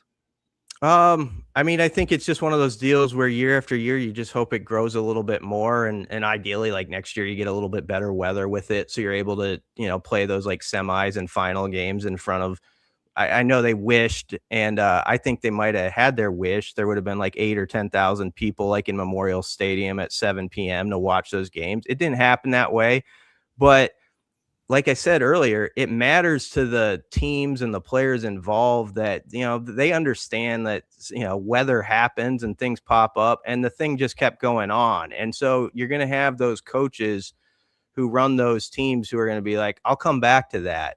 And then, so if you already they had 15 teams there, and if almost all of them said that was a good experience, I'm going to do that again. I think it's a deal where, maybe next year it's 18 to 20 teams, and it just keeps building on itself until it's just recognized as like, this is one of the best 7-on-7 tournaments because it's organized. The facilities are second to none, obviously. And then just the benefits for Nebraska football are obvious. I mean, you get guys in there who would not be in Lincoln at this time of year just on their own. And it gives them a different it repaints the picture of what Nebraska and what Lincoln is like to almost all of them. And I know everybody is tired of the cliche they read in all these recruit stories about, I thought it'd be cornfields, but that's legitimately what like 8 out of 10 guys will say to you. The first thing, you don't have to even lead them to that. They will say, I thought it was going to be cornfields. I was shocked like that. And so that's a big starting point, like a cycle or two ahead on guys that's sort of been knocked out of their head about what Lincoln looks like or what the campus is like. And then you go from there, and the guys who left there this weekend are going to, for the most part, a heavy percentage are going to be like, okay, Nebraska's got to be one of those I at least think about visiting for a game day, or I get back to again, because they got something there where you can tell it's a football place, and that matters. BC, it's been a while now since this was sort of the MO in terms of getting recruits here on game days, but with the kind of change in the schedule, how important has it been, do you think, that Nebraska's coaching staff has been able to show these potential recruits or actual recruits what the city and the state have to offer without it being a game day in Lincoln? Yeah, I think there's an advantage to it, actually. That's a great question, Ravi, because for the longer part of that I've covered it, it was all about game day. It was like, you got to get them here to see that. And that was like Bo's thing, right? Like, if we can't get them on a game day, we don't have a shot. Yep, and it makes sense. I mean, everybody gets that, because it's it's one of the top 5, top 10 places on a Saturday to be in the fall. It's awesome, but you got to set the stage first and let them see it when there's a quietness on the campus, and it's like, oh, this is a nice place. I could go to school here. I could hang out in this facility on a Tuesday afternoon, in March, sort of thing. And that's, I think, what they gather more in this time of year. And then especially the visits, I think, that are the most impactful are when you get them here, Ravi, in like the spring for like a practice, and you can there's maybe like just 2 recruits there on a Thursday, and they get to see, this is how this coach operates during a practice. They feel kind of special because they're behind the curtain, seeing what others aren't seeing and want to see. They get to go in the meeting room with all of them. And obviously now the way our recruiting calendar is, all the commits happen in June. So if you did not put in the legwork, in March and April, you're and have those people here, you're screwed. You're just in trouble. And so look at like Corey Brown and Roy Manning. They were able to close on that first weekend in June. Yeah, like with the 2D lineman and then the edge guy, who we thought was maybe going to Minnesota for like an hour, but now he's committed to Nebraska. And think about if they had not like set that up in the months ahead, where they had a chance to get them to raise their hand in early June, what the conversation about this class would have been the next 2 to what it could be right now, if they were not in position because of what they did to give themselves the opportunity to finish there. And so I'm sure there's like some anxiousness if you're a coach, like you put on all this work in the spring, and you still got to get them to like commit and finish it. And you think you're going to get there, but you don't know for sure. So I'm sure you get there's some nerves involved, but Nebraska reaped the benefits those first 2 weeks in June because of the stuff that happened in April and March, but even before that. So I asked probably, and I didn't know that 2027 was going to kind of ramp up and kind of catch fire like this. I thought it was a possibility, but I've always asked, can we separate the 26th season from 27? And last couple of weeks, I've heard and read a lot about how this season hinges and the connection and what could mean. And is this, or even sometimes to the negative of, well, I mean, with this 27 recruiting class, is that by rule more? And I'm like, no, across the board. Not only do they look at it as not as a buoy or a life preserver, I think they understand full well the importance of needing to play well and look functional and show growth on the football season in 2026, independent of anything that's going on in recruiting. Do you get that feel from these guys? Absolutely. I mean, that's the it's always like that everywhere, though. I mean, it's you always are like, whatever you put on the field in the fall, of course, is going to matter in like the heads of like who's committed and stuff like that. But yeah, I think that this team is that they've done a good job of separating the current guys on the roster, being locked into what they need to handle in these months to give themselves a good chance when you get to August 5th and fall camp and building to September 5th. And then there's the compartment of recruiting that's over here, and they have a lot of people. Keith Williams and that crew does a really nice job, and they're organized, and it can play off each other without a lot of interference there. I think they've done a good job on that front. So yeah, we'll see what they do this fall. But I mean, everywhere that's the way it is. Like you have a class that's sort of set now. And there's going to be some schools across the country who lay an egg this fall, and there'll be a few commits who just say, I'm going to look around elsewhere. I mean, that's always going to be the nature of the beast. I think it might have been an accident, and he was on the third floor looking down because we were down there playing basketball. But I think BC, I saw Keith Williams crack a smile at me. I think he didn't say any words, but I think he smiled. Yeah, it needs something. Keith he's really good at what he does. He's just a workhorse from everything I've heard.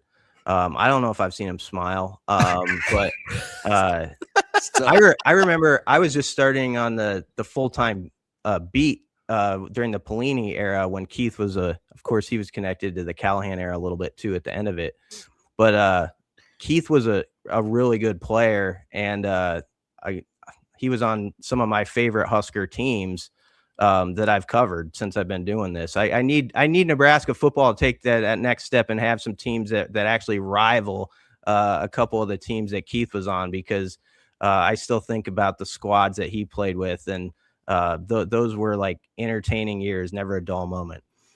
BC, last one for me here. Somebody in the chat asked an interesting question. I'm going to reframe it a little bit. But if there was one area on the field, and we'll call it a statistical area, right? So if you have questions on what I mean by that, let me know. But like if there's one statistical area on offense, defense, or special teams that you could say, hey, this is going to get 50% better this year. Like, do you have one in mind where you're like, man, if we can get, 50% better on red zone defense, or 50 might be the wrong number, but 50% better on turnover mark. Like, is there one that you're like immediately, that's the one that I think leads to the most wins? Okay. Yep. I mean, red zone's my answer. Red zone offense, right? Both. But defense in particular, because I mean, go look at, I always use CFBstats.com. That's where I go, and go to the red zone defense, and it's fourth link over, click on touchdown percentage. Nebraska was dead last, basically. I mean, it was bad. It was just like, if they got inside the 20-yard line, they were going in last year. And so that in itself, like if you could change that, I've written especially it before. with how many times they got there. Yes. Well, he's talking defense, right? You're talking defense, right? I am defense, but you can swing it to offense very quickly. Because, yes, yeah. I mean, they both need to pick it up, but defense was like dead last. And then offense, if you look at their touchdown percentage, it wasn't near what you'd need it to be. And so if you even got both of those, like in the top 50, obviously you want to shoot higher, but like, let's say both of them were like in the 40s, that changes some games. If you think of it, you can think of the specific examples, guys, like, Michigan and that first drive, like on offense, you think about, and, there was a game against USC when you're ahead. And I think in the second half, even after the Riley injury, like USC had like a third down, or if I remember right, like inside the 10-yard line, and they got in the end zone. It's like, those are the moments that are going to separate, whether you're a 5 or 6 win team or 8, 9, 10 win team. So I would start there. But I would quickly say too, I think they're going to upgrade a lot on causing turnovers with Orch's defense. I think there's a lot of room to grow there. And I think that, they have the potential, just because the bar is not that far off the ground, to cause more chaos plays. I want to see them force more fumbles. Like, I want to see that type of like defense where you're knocking the ball out and it's on the turf, So those are the things I think of first, as far as like, if that flipped, we're looking at a different story. Because you're red zone offense, right? 100%. Yeah. Yeah. They get to the 20 so often without getting touchdowns. And sometimes they don't even get field goal attempts. They go for it quite a bit. They need about 2.8 to about 2.8 points more in the red zone. To your point, Damon, so I'm looking at touchdown percentage in the red zone on offense. They were 95th.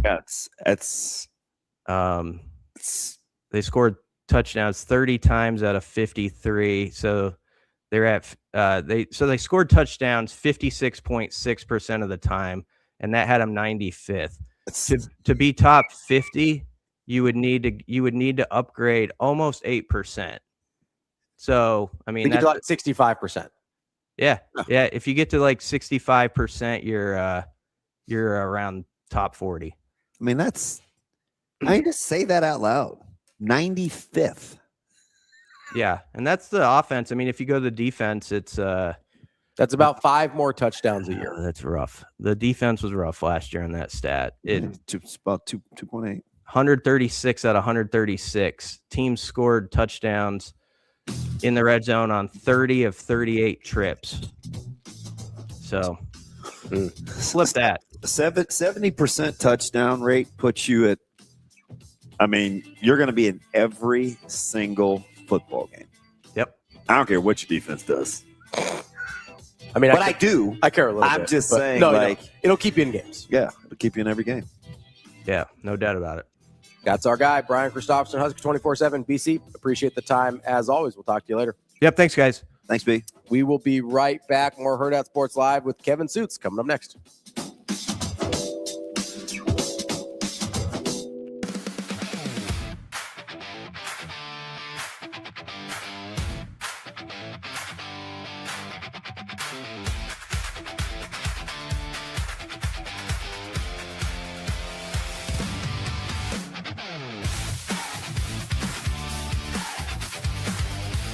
It's time to slide into savings at Edwards Chevrolet. Lease the 2026 Chevy Trax LT for just $349 a month. $0 down with your first payment due at signing. 2 great Chevys, 1 big June event. Slide into a 2026 Chevy Equinox LT for just $399 a month. $0 down with your first payment due at signing. Get to Edwards Chevrolet today. Together, let's drive.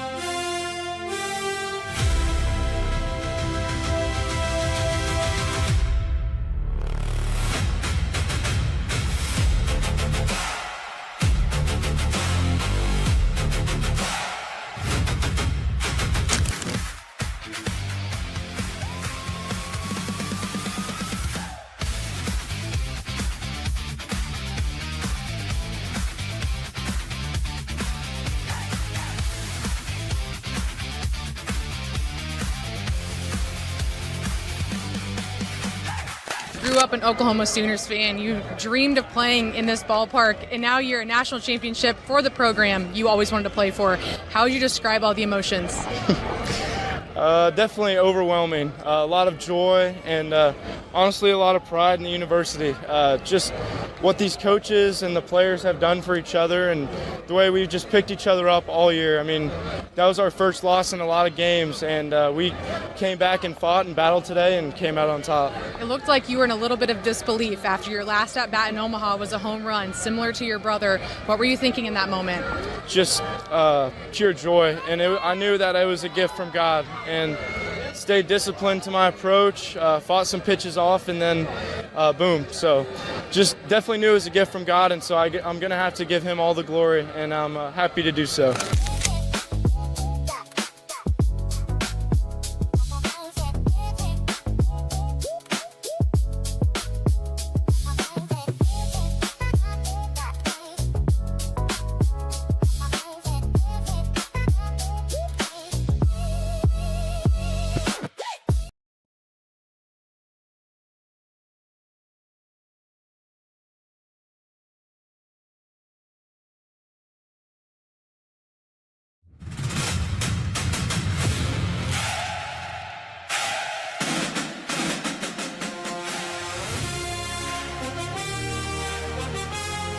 You're listening to Hurrdat Sports Live.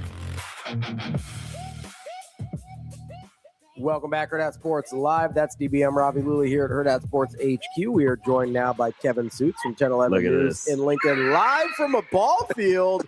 What's up, Sjuts? How we doing? Greetings from Sandusky, Ohio, gentlemen. What? Like,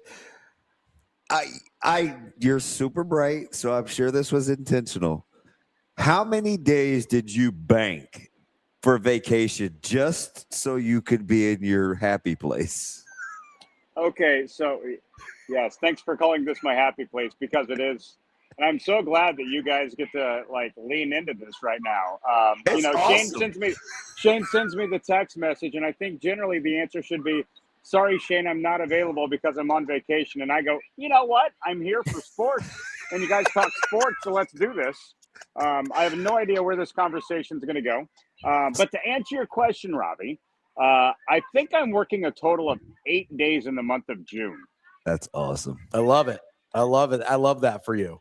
So, well, thank you, because this is like the anti-fall, you know, at least for somebody that does television in Lincoln and does sports, because, you know, August, busy, September, October, November, it's all busy, like on the backside. So you build up all the time off, and then you got to use it at some point. And so here we are. I didn't know I was going to be taking this much time off in June, but usually I take my days when my kids have activities, and turns out there's a lot of things happening in June. So, you know, awesome. we've talked about New York, and now we're going to talk about Sandusky, Ohio, I suppose. We're on day 3 here at what is this called? Sports Force Parks Lakefront Ripken Tournament. So it's two things. Number one, part of the Kevin Sjuts experience is, where are you going to broadcast from, and how are you going to present the info? Like that's different. We've seen you go live in OKC. We've seen you in the car. We've seen you fresh off a cake. We've seen you at the ball field. So that's always fun. But the other thing is, my buddy he sent me a message this morning, and this is the Kevin Sjuts influence. At 7-Eleven, he said, my wife just came home with one of these, and it's a huge snackle box.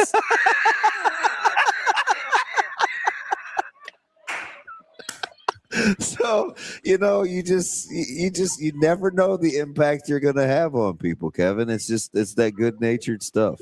You know, I'm just trying to get you guys some sort of partnership with Snacklebox. That's all I'm really doing here. So I do have a question.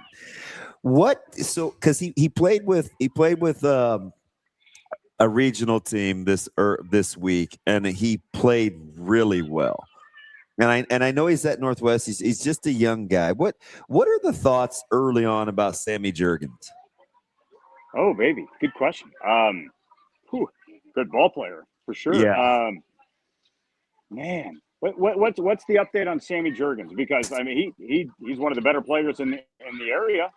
So he played with some local guys that collabed with a team out of Georgia, Domo, for 7-on-7. And he was Micah's quarterback this weekend. And I felt like for what it was and kind of his inexperience, he was exceptional at the quarterback spot for those guys. And is he held in that high regard? Well, clearly with what you just said, you may know about him. Do enough people know about Sammy Jurgens?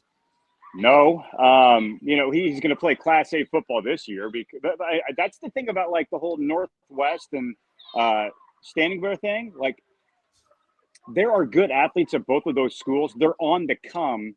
It's just the schools are still so new. People maybe don't have the built-in reputation that some of the other schools across the 10-11 area, Lincoln and the surrounding communities that they have. And so, like, maybe unfair to Sammy Jurgens and unfair to, like, Hayden Holdren, who was another Standing good one. Bear. Fantastic quarterback. And he's going to go play college football, and he deserves to. It's almost like just flew under the radar for some reason. I would say maybe the reason is because that the schools are just so new. When you think of in the instance of Hayden also, that like they didn't have varsity football, his first year in high school. That's crazy. Yeah. Like you put a guy like the talent level of Sammy Jurgens or Hayden Holdren in the Omaha Metro, and I think the profile looks totally, totally different. But I think that's an encouraging sign too, that Sammy can do what he's doing right now, still as these schools are continuing their rise. And I think it's only going to help them with those schools going up to Class A. The enrollment is what it is, and they're not going to be – they're going to be outmatched in some games. But I still think Class B is so ultra competitive, it might actually benefit them because they're going to rid of some, moderately challenging games in Class B, and they might gain – some bottom half Class A opponents, which would potentially lead to more wins. And also, even if it's a game where they're outmatched in Class A, guess what? There's going to be more eyeballs on them, and that can really benefit a player like Sammy Jurgens. Kevin, I got to ask a question. With the it sounds like there's a lot going on in the background there with some exciting baseball. Do you chirp at all? Are you a chirper at the umpires? You get a little you give them a little feedback? I don't. Nah, no, not really. If anything, you're 3 for 3 with me. I don't know what you do at the younger level. I haven't seen you say a word when I've seen you. Okay, so I'm going to tell you a story in a second, and I'll answer the question first, though, and then I'll go to the story. No, I don't think I really chirp much at all. Maybe some viewers or listeners that have seen me would maybe disagree. I apologize for that. We all have regrettable decisions and behaviors, but I think for the most part, I'm so hyper-focused on like my kid and my kid's team, and like he's also playing with such an amazing group of boys that it's like a hey, come on, Jack, you got it, or like I'm a not your pitch guy. So that's basically like if the umpire calls strike on a pitch that's maybe down in the zone, like I'm not going to yell at the umpire. I'm just going to say, hey, that's not you. You know what I mean? Like, so I guess I'm kind of like in that like baseball code to maybe relay my opinion. I think I've learned over the years, just shut up. You're not doing yourself any favors by saying anything. Okay, so here's the story. This would have been 2 years ago. We were in South Dakota, and the tournament was not the most well-run tournament. And it also had some different rules and, guidelines for the way you manage your pitching and all that stuff. Maybe we weren't totally prepared for what the experience was going to be. So it was just a bad experience to begin with. And then we get on the field, we're playing a pretty good opponent. And I felt like the zone was either all over the place or we were just getting squeezed. And I opened my mouth when I shouldn't have. Basically, there was a pitch that I was frustrated with the strike zone. And for our boys, it wasn't even my son. And the ball is like straight out of the pitcher's hand. It's not even a third of the way to the plate. And I yell, strike, really loud. And it's just one of those like totally broke all baseball etiquette. And it was out of my mouth. And catcher catches it, and that's no one's talking at that point. So there's one dummy that opened his mouth and it was really loud. It was me. Regrettable moment. My wife even looked at me and goes, or no, it was one of our other parents that said, "What just came over you?" And then a dad goes, "Satan." So I was scolded. I will say I was scolded by our coach, deservedly so. Even from the dugout, he looked, he yelled. I'll own that, but I learned. This is fascinating. All right, so I'm always taking parenting notes. You have to share yourself. You had the super strategic schedule that you had to use for state baseball. You left early. You had to get out of there. You had state track. You've got youth baseball. How far in advance, or what's the understanding to divvy up your time when you can't be at everybody's everything? Like, how do you guys navigate that? That's $1 million question, Well, GB. I see what I'm doing. You taking notes over here. Okay, well, I was just going to say, I'm going to kick this one back to you, and please give me advice. I don't know that we know how to do it right. It's really, okay, so, when you have older kids that can drive, that really changes the game. Because, for my 12-year-old, well, he's now 13, just had a birthday. But, he can't drive himself, and, there are willing people to take him, but we try to make sure that we're there. But the thing is, with his games, you're showing up an hour early, for warm-ups and all that stuff. So that adds time. With the older two, you're able to just show up basically at first pitch, or in my daughter's instance, whenever she's got to be on the volleyball court. By the way, you talk about how do you divide and conquer and make this all happen. My wife was just at AAU Volleyball Nationals in Orlando, flew from Orlando to Cleveland. I picked her up at the airport at 1 a.m. to get her to Sandusky so we could be watching baseball. So how do we choose? How do we survive? Our calendar, digital calendar on our phones, it's ridiculous. It's not color coded, but it just lists everything. And so we kind of week by week just say, one, how does everybody get everywhere? And, Paxton, our older son, who's going to be a senior this year in high school, bless his heart, he always tells us, you don't have to come. He's totally fine if we're not there. But that doesn't mean we want that to happen. We want to make sure we're there supporting him. But yeah, so he gives us a ton of grace and understanding. Love him to death. And I think Bella's at the point too, we're going to see what this looks like, because now we have a college student athlete. And I don't think that Bella's going to expect us to be traveling to, Minnesota and Wisconsin, and they start their season in New York. And sorry, sweetheart, we're not going to be able to go to New York for a second time this calendar year to watch you play volleyball. Yeah, the good thing about the collegiate experience is there's more accessible ways to watch it when you're not. Yes, when you're not there too. We have a couple of mutual acquaintances, two that know you really well, and they both say that your wife's the real MVP. They don't know why I have such an affinity for you. I don't think that there's no MVP attached to any of this. I think any parent does this, right? You just try to go support your kids and get them to where they need to be and give them the opportunities and, just have a little fun along the way. I mean, this is my vacation, watching my kid. I've always said the greatest joy I have in my life truly is watching my kids do the things that they love. And, even if that means, hanging out at the ball field in Sandusky, Ohio for a week, we're going to do it. This place is really cool, by the way. I don't know if your viewers, listeners are familiar with, this area. We're right on Lake Erie. It's got a beautiful lakefront area. And playing in this tournament, guys, you get passes to Cedar Point, the best amusement park I confidently can say I've ever been to. If you love roller coasters, this place is legit. And my stomach was in my throat multiple times on Monday when we were going from coaster to coaster. So I can't do the roller coaster thing. So bless your heart, because I'm not afraid of much. Roller coasters makes the list, though. There is one where you go up the hill, they take you to the top, and then it tilts you slowly, and you just hang pointed straight down for 10 seconds. And the whole time you're thinking, one, are we okay? And then secondly, when are we going to go? When are we going to go? And then it just shoots you straight down. It's called Siren's Curse. And I just saw like a ABC News story from within maybe the past month that it got stuck, like inverted like that. And all the passengers, I don't know what happened, but they were hanging there for like not 10 seconds, minutes.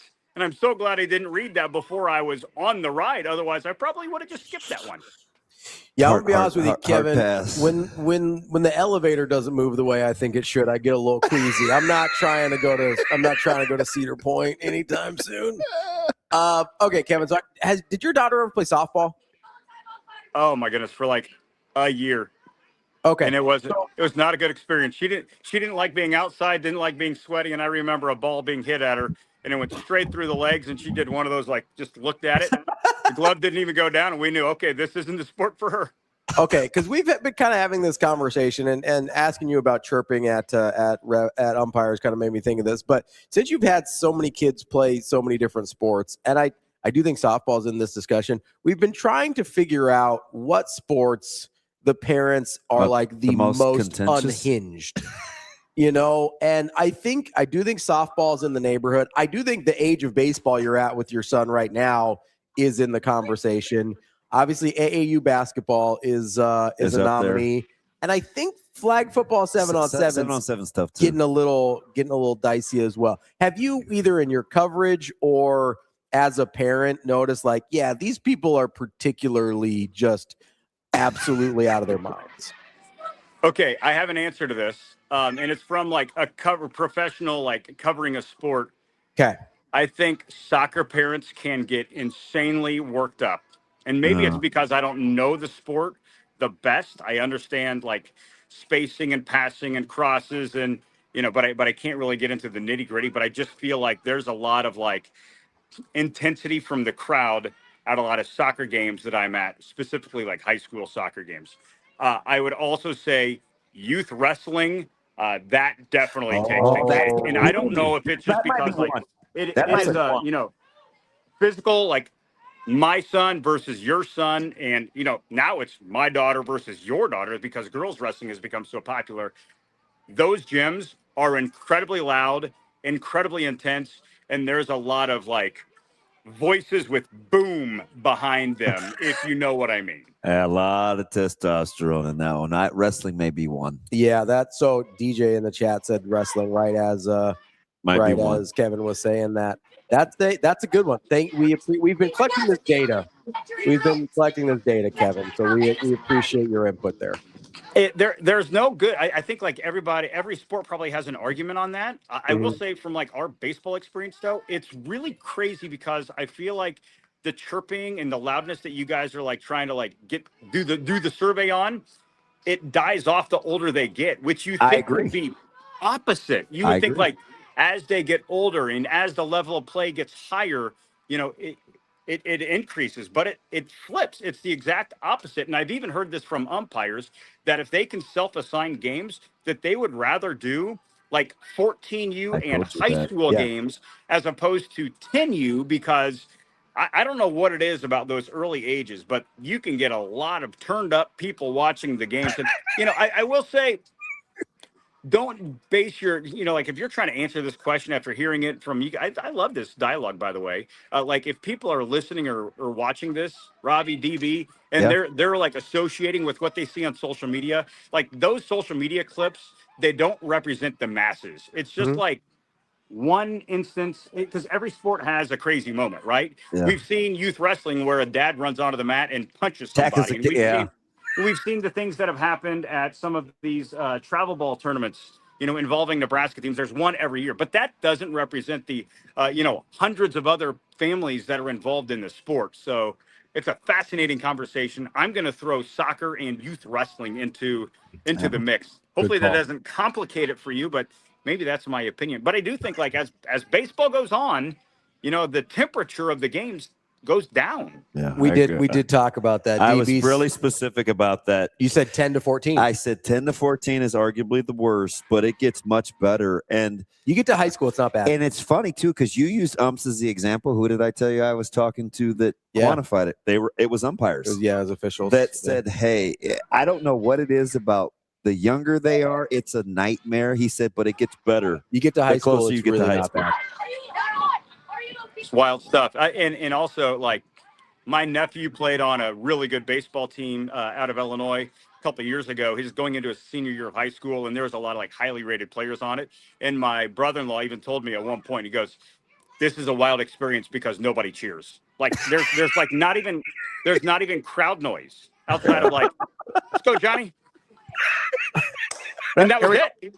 And they're some of the best players in the state. It was wild. But that's just kind of like, they're just there to just watch these boys do what they love. And yeah, at that point, I think a lot of the recruitment stuff was already over. So, it's kind of done. You're like, here we go. All right. Good, AB. All right. Enjoy the rest of your vacation. Best wishes to win the games, man. Hopefully they play well. Yeah, we got 2 games coming up here. About to get on the field against the Blue Jays, and I have no idea what state they're from. We've played some Chicago area teams here in Sandusky. There's a team from Oklahoma City here that's pretty good. There's an Ohio team that's pretty good. So we'll see. 3-0 right now. Let's keep it rolling. Bracket play starts tomorrow. Let's go, buddy. Best wishes. We'll talk to you later, Kevin. Thank you. Be good. That's Kevin Sjuts, 10-11 News in Lincoln. We'll take a quick break here. I always thought he was funny. Yeah. I like the off-the-cuff stuff. Yeah, no, he's good. I like talking to Kevin. He's entertaining. I met him in person for the first time a couple years ago. I like him. I told you, he's sneaky intense. Yeah. He knows his baseball. Yeah, he does. He's doesn't seem like one of the crazy baseball dads, despite his story. But it's good. Wrestling's a great pull. Yeah, I wouldn't have thought of that one. Great pull. Let's take a quick break. We have Jacob Padilla coming up next. We're bringing him on to talk about volleyball. I have a feeling there might be some NBA draft talk. A little bit. As well. Just a little bit. Might be some Wagler Burries conversations. No. That's DB. I'm Ravi. Lulla. It's Hurrdat Sports Live.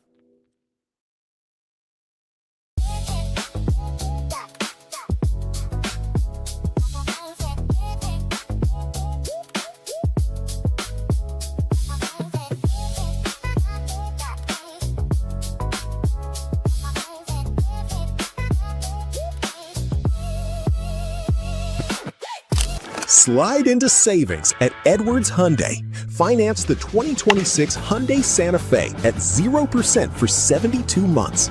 This June, the savings are as big as the season. We've also got the 2026 Hyundai Kona SE all-wheel drive. Sign and drive starting at $287 a month with 0 down. Don't miss this pitch. Slide into savings at Edwards Hyundai.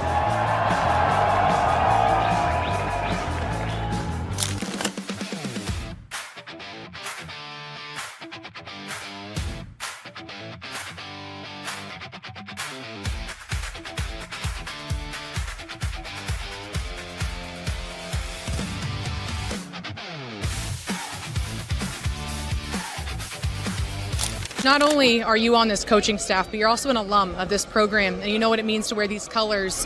What does this all mean to you? How are you feeling these emotions right now? It's hard to put into words. I feel really blessed to be a part of it in a small way, and getting to watch these players and coaches and the amount of time and effort that we've put in, throughout the last year. It's a long road, and I'm just thankful that we ended where we did. Spending this moment with your son as well. How do you even summarize what this means to you too? You can't. I mean, it's something you'll never forget. It's a God thing that I feel blessed to just be here and be a small part of the journey that he's going through, and watch him now that he's a dad, and he's got a wife, and I'm just proud of the man that he is, probably as much or more than of the player that he is, and just to watch him go about his business on a daily basis, and how he prepares and how he works, but how he compartmentalizes that, and how good of a dad and husband he is. It's been pretty remarkable.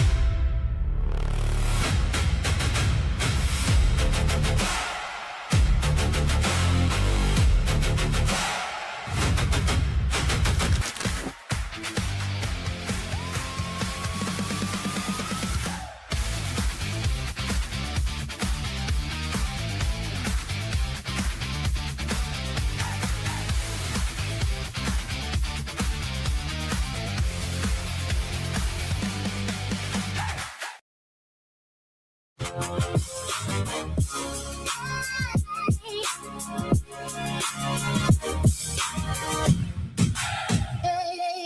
listening to Hurrdat Sports Live. Welcome back, Hurrdat Sports Live, presented by Next Gen Male Medical. That's DBM Ravi Lulla here at Hurrdat Sports HQ. We are joined now by Jacob Padilla from Hurrdat Sports. JP, what's going on, buddy? How we doing? Good morning, guys. How are you guys doing? Young Jacob, where are you on your way to? Down to Norris.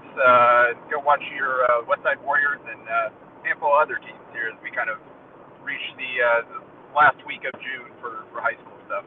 You're out there in the good facility? Sorry, say it again. I said, are you down out in that newly built? No, it's not. Oh, yeah. No storm, but I mean that facility's pretty sweet. Yeah, no doubt.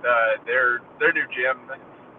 It's always funny when like these junior, senior high school like combos, or the middle school it gets the upgrade and like becomes the main gym. But yeah, it's one of the better venues I think to go to a game. Decent size, obviously. Something like this, you don't have the bleachers out and everything. But when it's a big game at Norris, like that place is going to be packed. And obviously they've had some really good ones there over the years too, with the teams they've had, and some of the teams that end up on their schedule. Jacob, you cover. It's funny because we were just talking about like rowdy crowds, and I saw you at 7-on-7, so you're seeing that elevate. You've been to a lot of sport. Volleyball, you cover volleyball. We'll get to that in a second. Is there any? Kevin Sjuts was talking about the big difference between youth baseball, like 10U to 14U to high school. Any different or more different venue than watching AAU high school basketball settings to actual in-season high school basketball settings? They're completely different. Oh yeah, like that adds a whole nother layer to the game because of the scouting aspect. Everything's just so much more controlled. All these teams know each other so much better. Like AAU, you just roll out the ball and go play. Like we try to do some scouting. Like we've got the video service or whatever. You can go back and watch some games. But in general, it's just kind of you go roll out, play your game, and hope for the best. Whereas you can catch some teams off guard with some shooters, some guys kind of they don't necessarily always know what they do best. And high school, they're scouting all that stuff. So you have to know how to execute your stuff against teams that know what's coming, and have to find a way to be effective when teams know what you like to do. JP, I got to ask you here before we get into volleyball and commitments and things like that. Is there any beef you want to hash out on the NBA draft with old DB over here? I know it was fleeting. The chat was pretty lively there. I'm just wondering if there's any, if you need to like beat him up. He wants me to catch a few strays, JP, because he was MIA and he wasn't in the fray. So he's like, usually Jacob gets to be mean to DB for once. Usually I'm on the receiving end of Jacob's ire, so I just need it to be somebody else for a minute. I wasn't even pushing back. I was just trying to play out the string and kind of get more of your thoughts on why. See, the thing is, you guys watch so much more college basketball than I do because I'm usually out and about during a lot of games, or whether I'm at a Creighton game, at a high school game, or whatever. So you've gotten to see these guys a lot more than I do. I'm kind of going into the draft. I didn't follow it as much as I have in the past. I used to do scouting reports back in my blogging days and mock drafts. And I used to really dive deep into it. Now, more than anything, it's just kind of wow, these guys are all awesome, and I'm kind of excited to see how it plays out. I don't have a lot of super strong feelings. I think a lot of these guys have a chance to be really awesome. And obviously, they all have some question marks. That's the nature of the draft. I wouldn't be shocked. The Keaton Walker versus Braden Burries was the conversation that Ravi's referring to. Obviously, some of the athleticism stuff is definitely a red flag for Wagler, just the complete lack of kind of the athletic indicators within his shot profile and all that. That being said, I think he can really shoot, and he's at the point where he's kind of figured out how to maximize his game without having that real pop, like with the way he changes pace, the way he reads defenses, stuff like that. So like I definitely think he has a chance to be pretty good. And what you said is I kind of said the same thing right before, just in terms of how he benefited from Illinois' system and spacing and all that compared to Burry's. But we also did see him handle more responsibilities than Burry's did. So it's kind of more of a question, all right, how does Burry scale up more with the ball in his hands and that type of thing? Like, no doubt he's going to be a good pro. It's just kind of, all right, where does he reach in terms of overall impact? But I like both those guys. Like, I think they both have a chance to be some really good NBA players. Okay, so remember we had this thing about Cooper Flag, and we were talking about offense, and I said pencil him in for. I said we know what he's going to be, right? Pencil him in for 19 and 10. Mm-hmm. I think he went 21 and 7. Jacob, which of the stats that I thought he would be versus where you saw him play, which one will he continue in the direction of? Will he be a better rebounder? Will he get more buckets? Like, what do you think that when I said 18 or 19 and 10, what am I discounting versus where you think he'll be?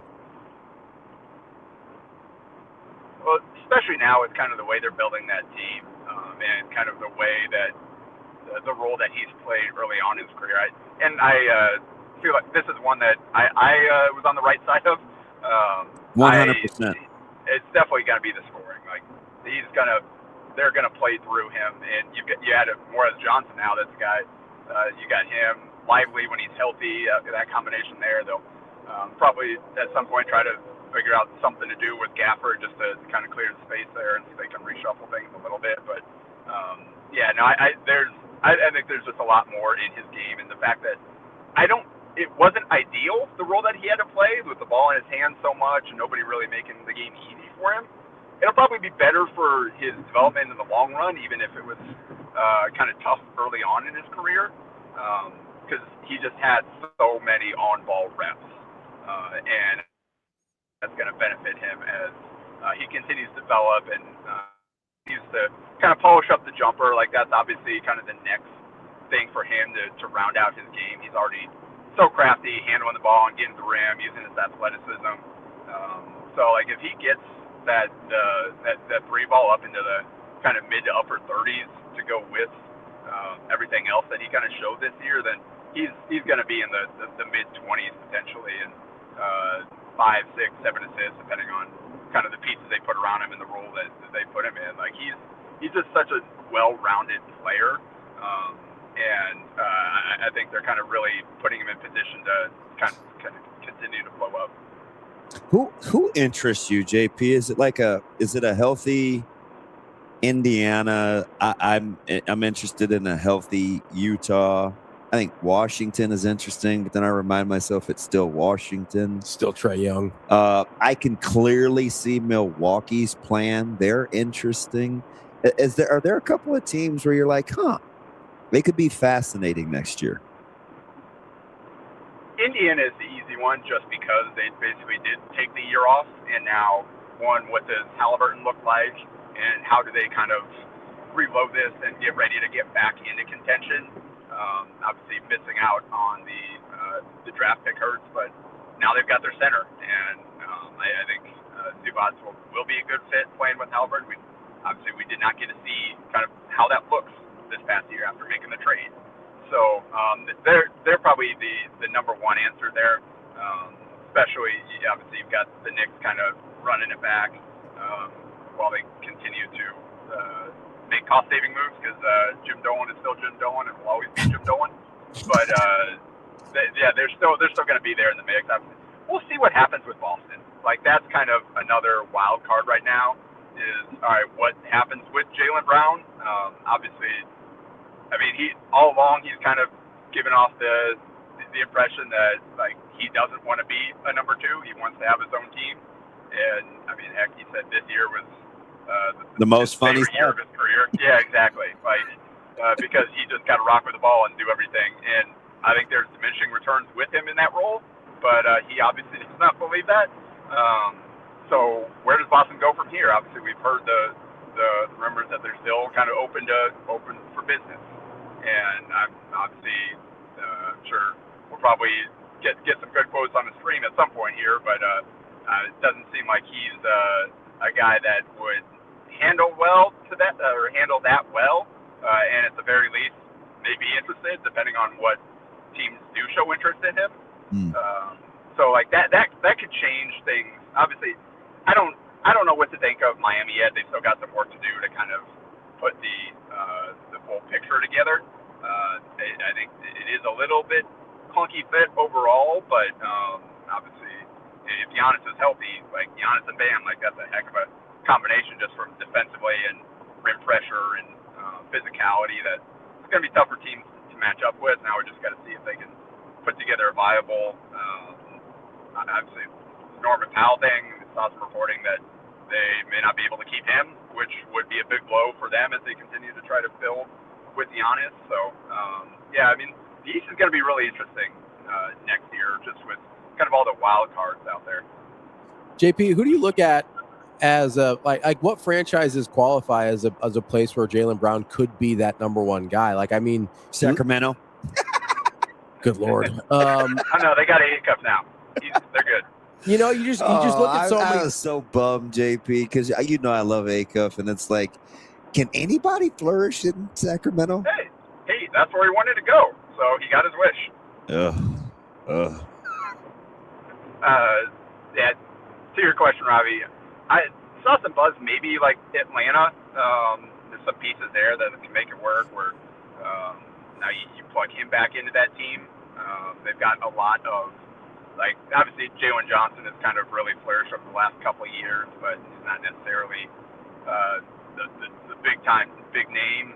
Like, you plug Jaylen Brown in there, you certainly feel like he's the best player on the team, I'm sure. Like, that could be an interesting one. I don't know. Like, I don't know what Jaylen Brown trades look like. Like, that's kind of the fascinating thing about them not getting Giannis is, okay, now what? What does that look like? What trade can Boston make that gets them the kind of return that they're not taking a step back? And that also puts Brown in a position where he's happy and gets what he wants out of the deal. Interesting. What a reluctant superstar. Well, it's just super weird because, like, I totally understand what you're saying about, like, a guy wanting the keys to his own team, but I'm just looking around the league and I'm like, okay, who even, like, I look at Chicago, they would qualify, but what do they have that Boston would want in that situation? You know what I mean? Like, unless you're getting into 3-team deals and other things, because my thought is if you're Boston, you go, okay, maybe I look at New York and I go, okay, maybe instead of 2 awesome guys, I want 1 awesome guy and like 6 really good guys. Yeah. And you don't really have that necessarily right now if you're Boston, but Chicago doesn't have 3 really good guys that they can trade you. You know, Atlanta probably doesn't either when you're looking at guys that would actually be available. So I look at teams that would qualify and I'm like, what would they even trade them? It's not like you can just hand Boston 3 first-rounders and they're happy because Boston wants to win the championship next year. Yeah, that's exactly why this is so interesting. And how does Boston, like, obviously Brad Stevens has done a lot of good things and deserves somewhat of the benefit of the doubt. But it is a kind of fascinating situation they found themselves in, and especially considering kind of the bargain they drove for Giannis and where they weren't willing to budge on some aspects to kind of push over the top against Miami, in part because I think they wanted to keep all their kind of pieces, the rotation players, the young role players that they feel are kind of important to continuing to push this thing forward around teams. So that's going to be, how far gone is it? Like, is this something that they absolutely have to do, or it's going to get toxic, or is it a situation where they're okay running it back, and if they don't get the right situation doesn't present itself, are they okay with, like, yep, Jaylen, just suck it up. You're in a good spot. You got a chance to go compete for a championship. Just go out there and play, and maybe circle around to this again down the road. I don't know. It's hard to take some of that stuff back, though. Oh yeah. You know, and it doesn't seem like again, with a personality like his. he's gonna be like, "Oh man, you know what I really meant was." He doesn't really seem like a forgive and forget type of guy either. No. All right, JP. You like competition, super competitive. How much is too much for this Nebraska volleyball team? Just 3 of the top 6 recruits in the country, no big deal. Yeah, and it's like no problem. Like, how is this going to sort itself out? Well, especially now you got the age-based eligibility rules going into effect probably today. So that adds another wrinkle to this thing where, heck, this senior class could come back, and all the players behind them now have another year as well. So it'll be fascinating to see kind of how patient people get versus not in the new landscape where careers are longer, and kind of how do coaches handle that?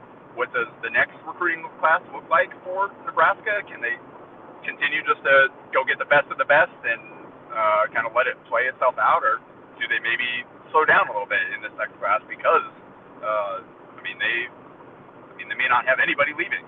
We'll see kind of how that plays out once we get to that point, because obviously the players kind of declined. They kind of put it on the back burner, didn't really want to talk about it in the spring when kind of the buzz was going around that it might be happening. So we kind of don't know their thoughts on it yet.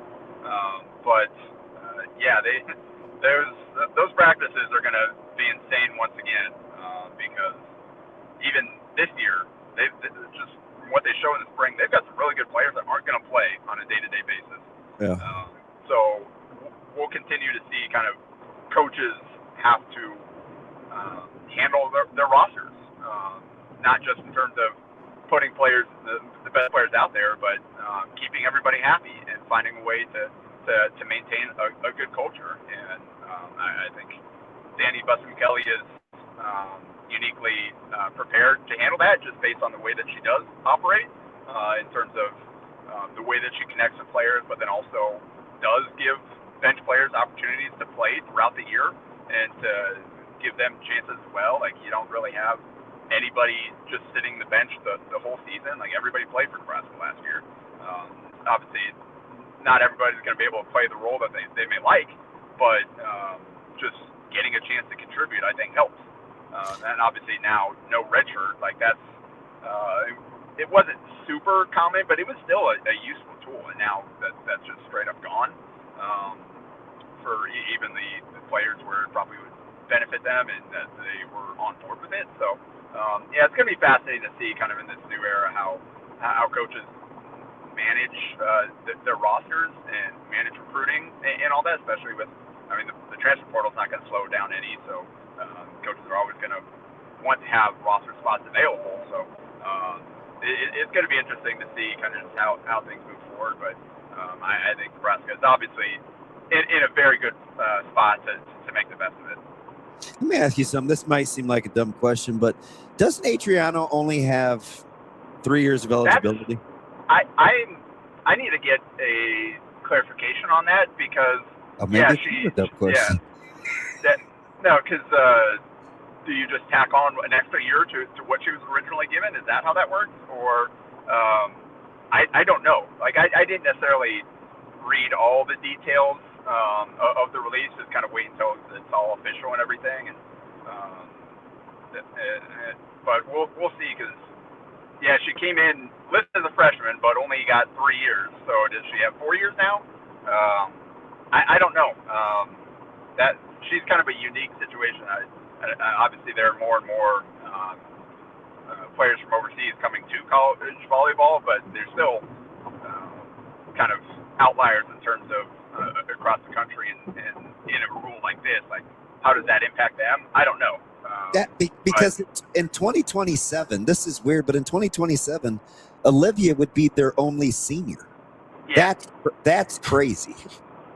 Yeah, no, without a doubt. Like, this, I don't. That's, just say that out loud.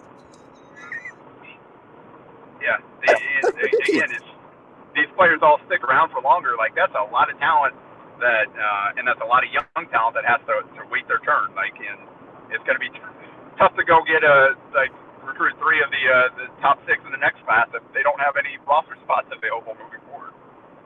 But on the flip side, you're happy to have the older players stick around for longer if they prove themselves.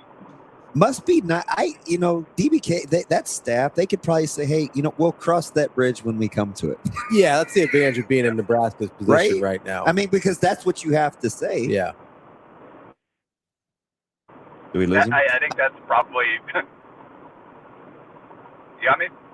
Yep. I mean, okay. I think that's probably where they were at this cycle. It's like, we're just going to do what we do, and we'll figure it out later. Because we're Nebraska volleyball, and we can kind of do that. Yeah, your freshman class in 28 is Rottenberg, Samuels, and Hodges. Those are your freshmen in 2028. Yeah, and like I said, that's what 3 of the top 6 in the country, right, JP? Yep. Yeah. No, not bad. It's them in Texas loading up there, just kind of monopolizing the top 10 of this 28 class. So I want to talk about. Right?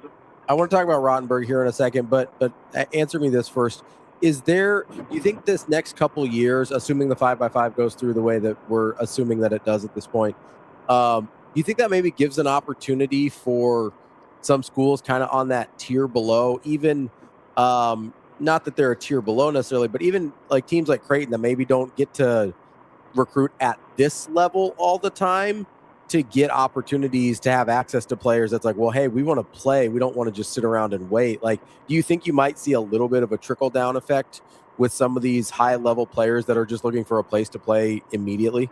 Oh, definitely. And I think you even see it in, like, you look at the top 100 or whatever on the, just kind of based on the rankings that are out there. Like, there are a lot of, like, non-power, like, mid-majors or whatever that end up with, like, South Dakota's done actually has recruited really well over the years, like with just Nebraska kids that end up highly ranked, like in the top 100, top 150 or whatever, and things like that. We're already seeing a little bit of it, and I'm sure once this goes into effect, there's probably going to be some players that have to transfer just because there's not room. Either have to transfer or reopen their recruitment just because of roster crunches. And I mean, we saw that with the COVID year, where some teams and players had to make some tough choices and had to go elsewhere. So, I'm sure that's kind of one of the aspects of it, where it's going to be harder to stockpile talent, because really talented players aren't going to want to have to wait that much longer than even they had in the past. That being said, a place like Nebraska, it's whether you're playing or not, it's a really good place to be as a volleyball player, just in terms of kind of what you get out of that experience. Mm-hmm. So I have no doubt that Nebraska will maintain as deep a roster as anybody in the country, even with this. But it will be fascinating to see if there's a couple decisions that maybe go a different way, because they're looking at, okay, there's an easier path to playing time here, and that's kind of what's going to be most important to those players. No, it's interesting. Maybe they'll do like USA, World Cup tomorrow and just play their second lineup. I mean, there's times where you might, right? Like where this is a. I mean, do you think we'll see something like that, JP? They did do it this past year, didn't they? Yeah, kind of. Yeah. But like to a more aggressive degree, you mean? Yeah, like just outwardly, like, hey. Instead of post game, like what happened to, and she says, "Oh, we just wanted to take a look at." It's just this is gonna be how it is. Yeah, because that's kind of how last year was. It's like, this is Northwestern. We don't need to roll out the 8 team or whatever. I don't. JP. Yeah. No, I don't know that they'll be super like that much more aggressive. I think it'll just probably be more of what we saw from her last year. Substitute, in terms of mixing them in and giving them chances. Obviously, we saw in the past, like John Cook with the 3 middles would give Rebecca Alec like a back-to-back off or whatever, and would get the younger players in there just as a veteran with a lot of reps under her belt, just kind of give her a chance to maintain her body and give the younger player a chance to play. And we saw Danny kind of do that in multiple spots, and then we also saw someone struggling, not afraid to go to the backup. I think it'll probably be more that than, all right, we're just rolling out the B side here just for the sake of continuity, and obviously I think the starters want to play too, especially if it'll be fascinating to see this year, like Bergen Riley. They sat her a handful of sets last year, and obviously now if maybe she's got another year, so that may not really factor in, but because we saw a little bit of that kind of deflating her numbers and all that just based on the time that she was splitting with Campbell Flynn. So is that something that they'll continue to do this year as kind of Bergen goes into her last year or two, or will she win all those reps? I don't know. We'll see kind of how this continues to evolve, but it'll be fascinating. It's such a massive change in all sports that I don't really know what to make of it just yet. Oh boy. You all right over there? Yeah, just there's not quite sure. Got some fire trucks and some smoke and a car on fire. He said, "Oh boy." Well, that's not great. All right, Yeah, JP, we'll let you focus and dial in, buddy. It's not your car, right? No, thankfully. Just very boy. Jacob-esque fashion. Oh boy. Fortunately, it's on the other side around me, but I'm cool. It's unflappable, JP, unflappable. Thanks for having me, guys. All right, buddy. We'll talk to you buddy. later. That is Jacob Padilla from Hurrdat Sports, NEB Preps, Hail Varsity. Basically, all the things we do, Jacob does. He's all over the place. We appreciate him. Unbelievable. All right, let's take a quick break here. That's DBM, Ravi, Lulla. We will be back. More Hurrdat Sports Live right after this.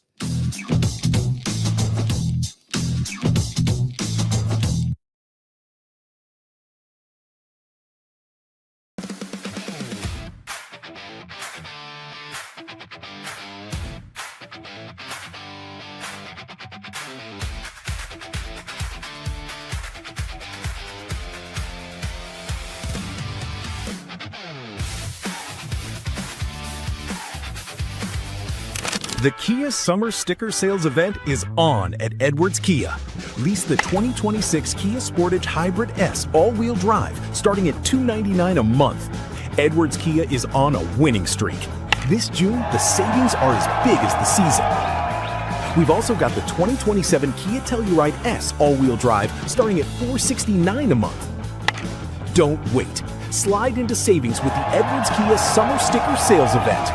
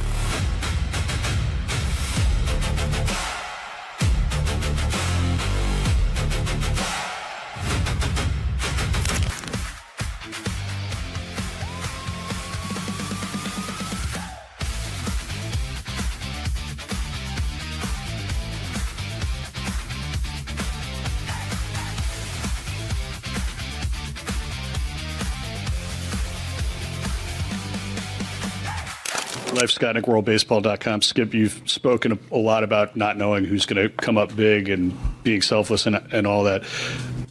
Your number 9 hitter went 3 for 4 with 6 RBIs tonight. Your thoughts on Kyle Branch and his performance? That's a Jesus thing, man. I was praying hard. I'm telling you. And he I talked to him earlier about getting on top of the plate. If we're throwing on one side of the plate or the other, take one of the side of the plate off of him. And and he's an unbelievable kid. He works extremely hard, and he scuffled a little bit this year. But guys with the right attitude come up in the best moments of the game. That's what baseball does. If you keep persevering through it, you come up with the right attitude, and the game will pay you back. I don't know what it is about the game. It's the spirit of the game. It protects those guys that continue to work at it and attack it, and it exploits the guys that are afraid of it and are timid.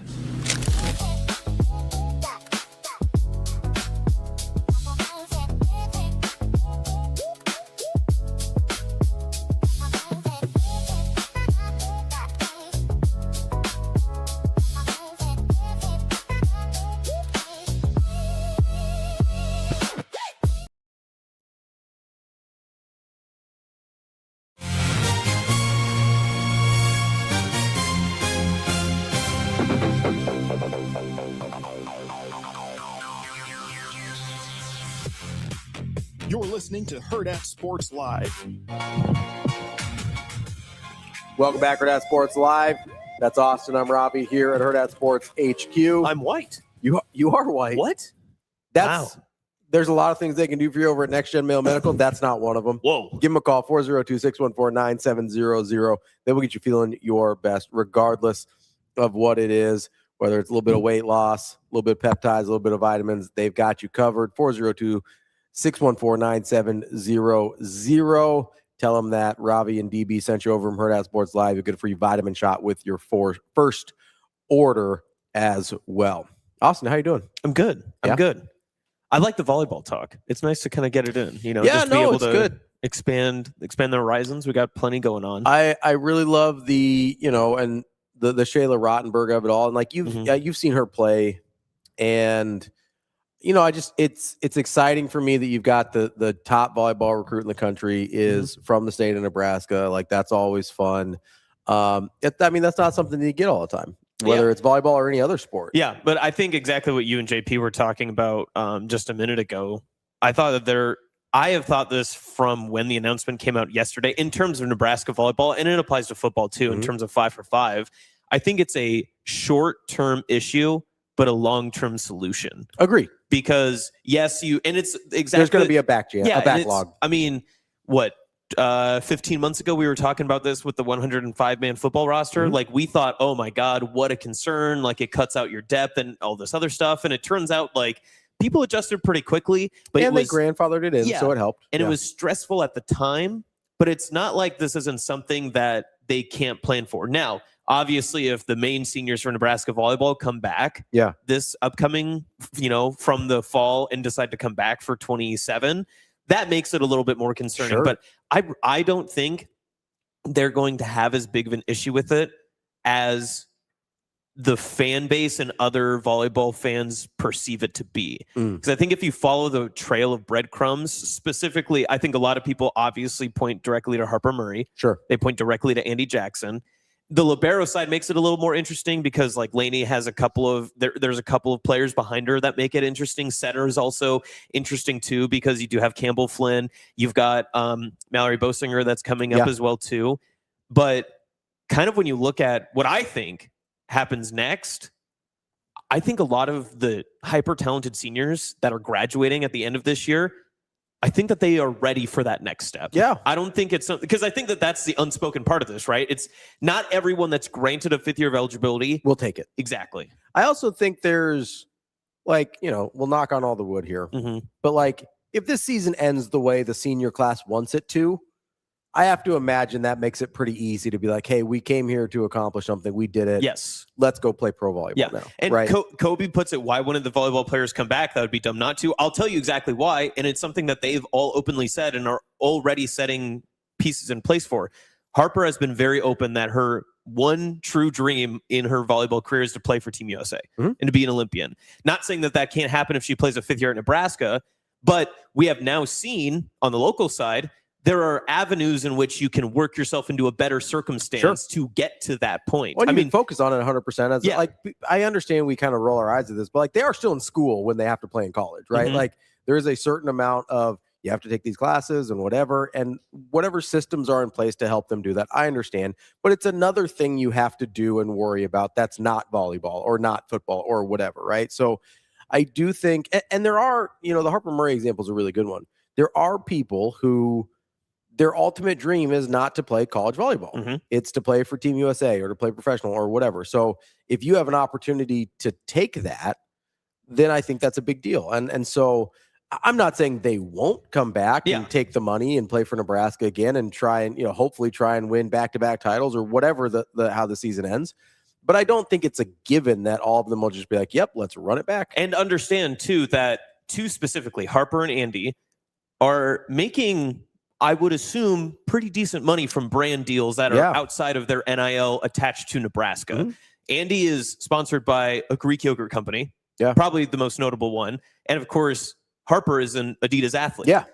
Those aren't going to change. Yeah, that money doesn't automatically go away. Yeah. Right. They are likely going to keep that, especially if they continue and choose to play pro volleyball. Now, everyone in the chat that's like, oh, well, the money's different. Yes, I understand what you're saying, but you also have to remember that every single athlete's circumstance is different, especially at Nebraska volleyball, compared to when you look down the road and at other places. Nebraska volleyball's NIL money, much different than Creighton's NIL money, but in that same circumstance, Harper Murray and what her NIL and what her, name, image, likeness outside of college athletics is much different than many of the other players that are on her own roster. Yeah, I also think this is sort of the argument that was made about Caitlin Clark when she was coming out of Iowa, right? Great point. Yes. Like she took a pay cut on the surface in terms of Iowa could offer her more than her WNBA salary, but she kept a lot of those endorsements.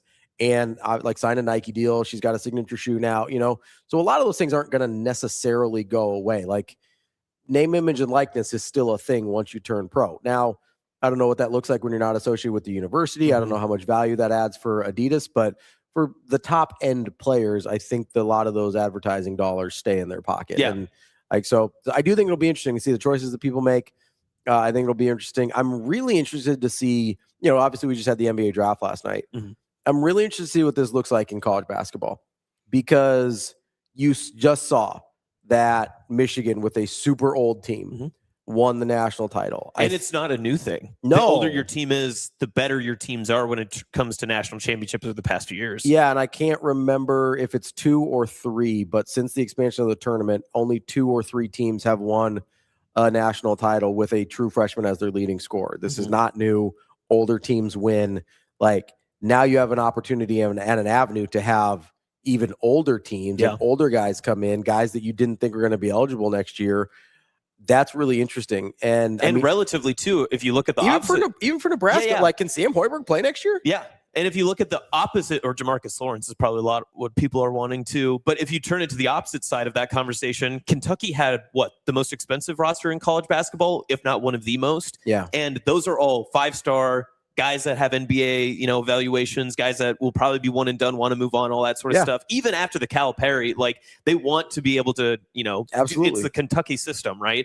But yet they were a first round or second round out, right? They did not, they were nowhere up to where their talent was. I think you almost have to view one and done true freshmen as you would a transfer portal addition in terms of, hey, I need you to be supplemental.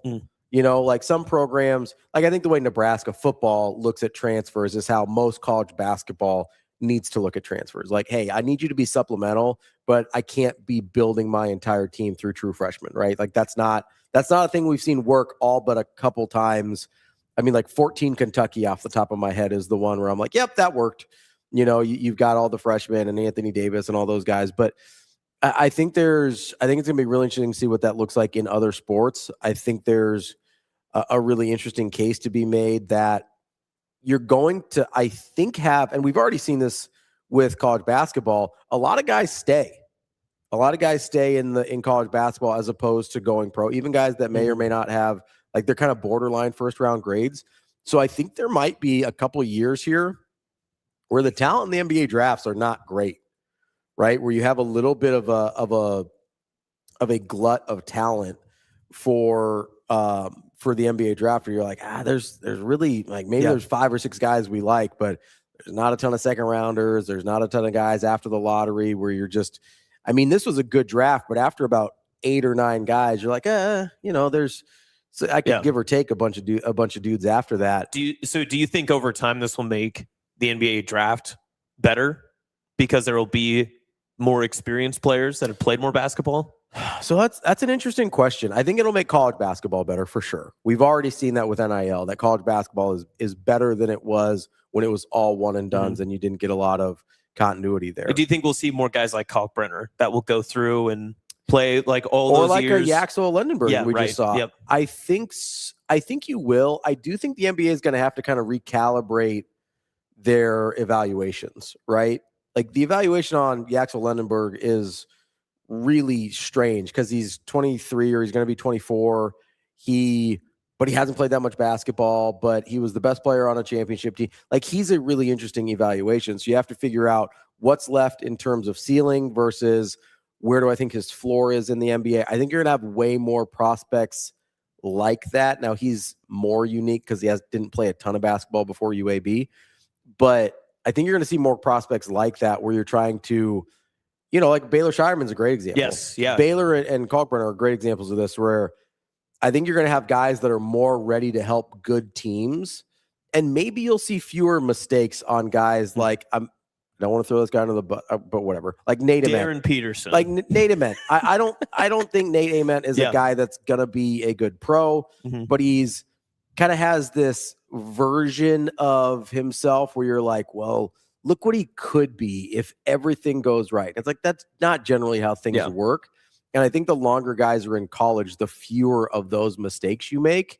Now you're still gonna have your Nate Aments, you're still gonna have your one and done and stuff like that, but I do think it'll be less the more appealing it is to stay in college. I mean, you could definitely make the argument of this 5-for-5 paired with how the NBA draft allows players to at least go to combines, get evaluated, talk to an agent, be like, hey, here's where you're projected to be. Here's where the highest, what your projected monetary value is. Nebraska had this happen past couple of years. Creighton has had this happen the past couple of years. I mean, Kalkbrenner obviously didn't he go back-to-back years to the combine and then pulled himself out and then obviously went and got drafted? He might have gone 3 years in a row. And so I mean, a couple though, at least. If you're just looking primarily at just the athlete part of it, this is the best time ever to be in college basketball, like comparative to any other sport, because you can be evaluated, you can determine your value, and you can continue to get better yourself as a prospect, better and yourself. Get paid. Yeah.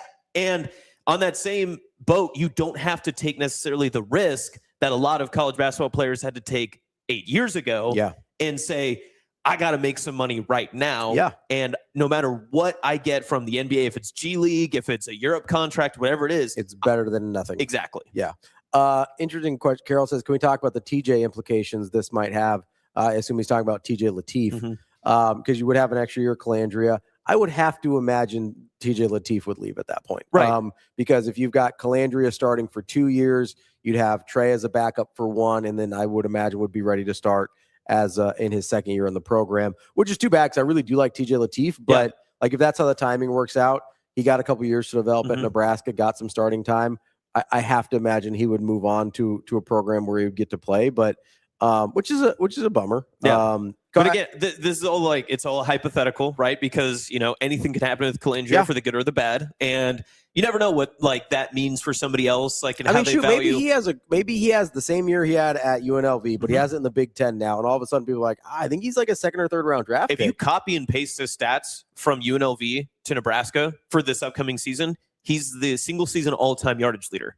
Yeah, at Nebraska as a quarterback. I mean, that's insane to think about, but it's true. Right. And so and listen, I understand this is a stretch, but if he has that same level of year in the Big Ten, I get that he's not super tall, but you're going to look at that guy and you're going to be like, is that a guy we need to draft? And then maybe we're having a different conversation about TJ Lateef at that point, and he's having a different calculus of maybe wanting to take advantage of being a hot commodity and trying to go to the draft. I think Kobe and Heath have similar questions that we could touch on, but sorry, go ahead. What were you no, that was all.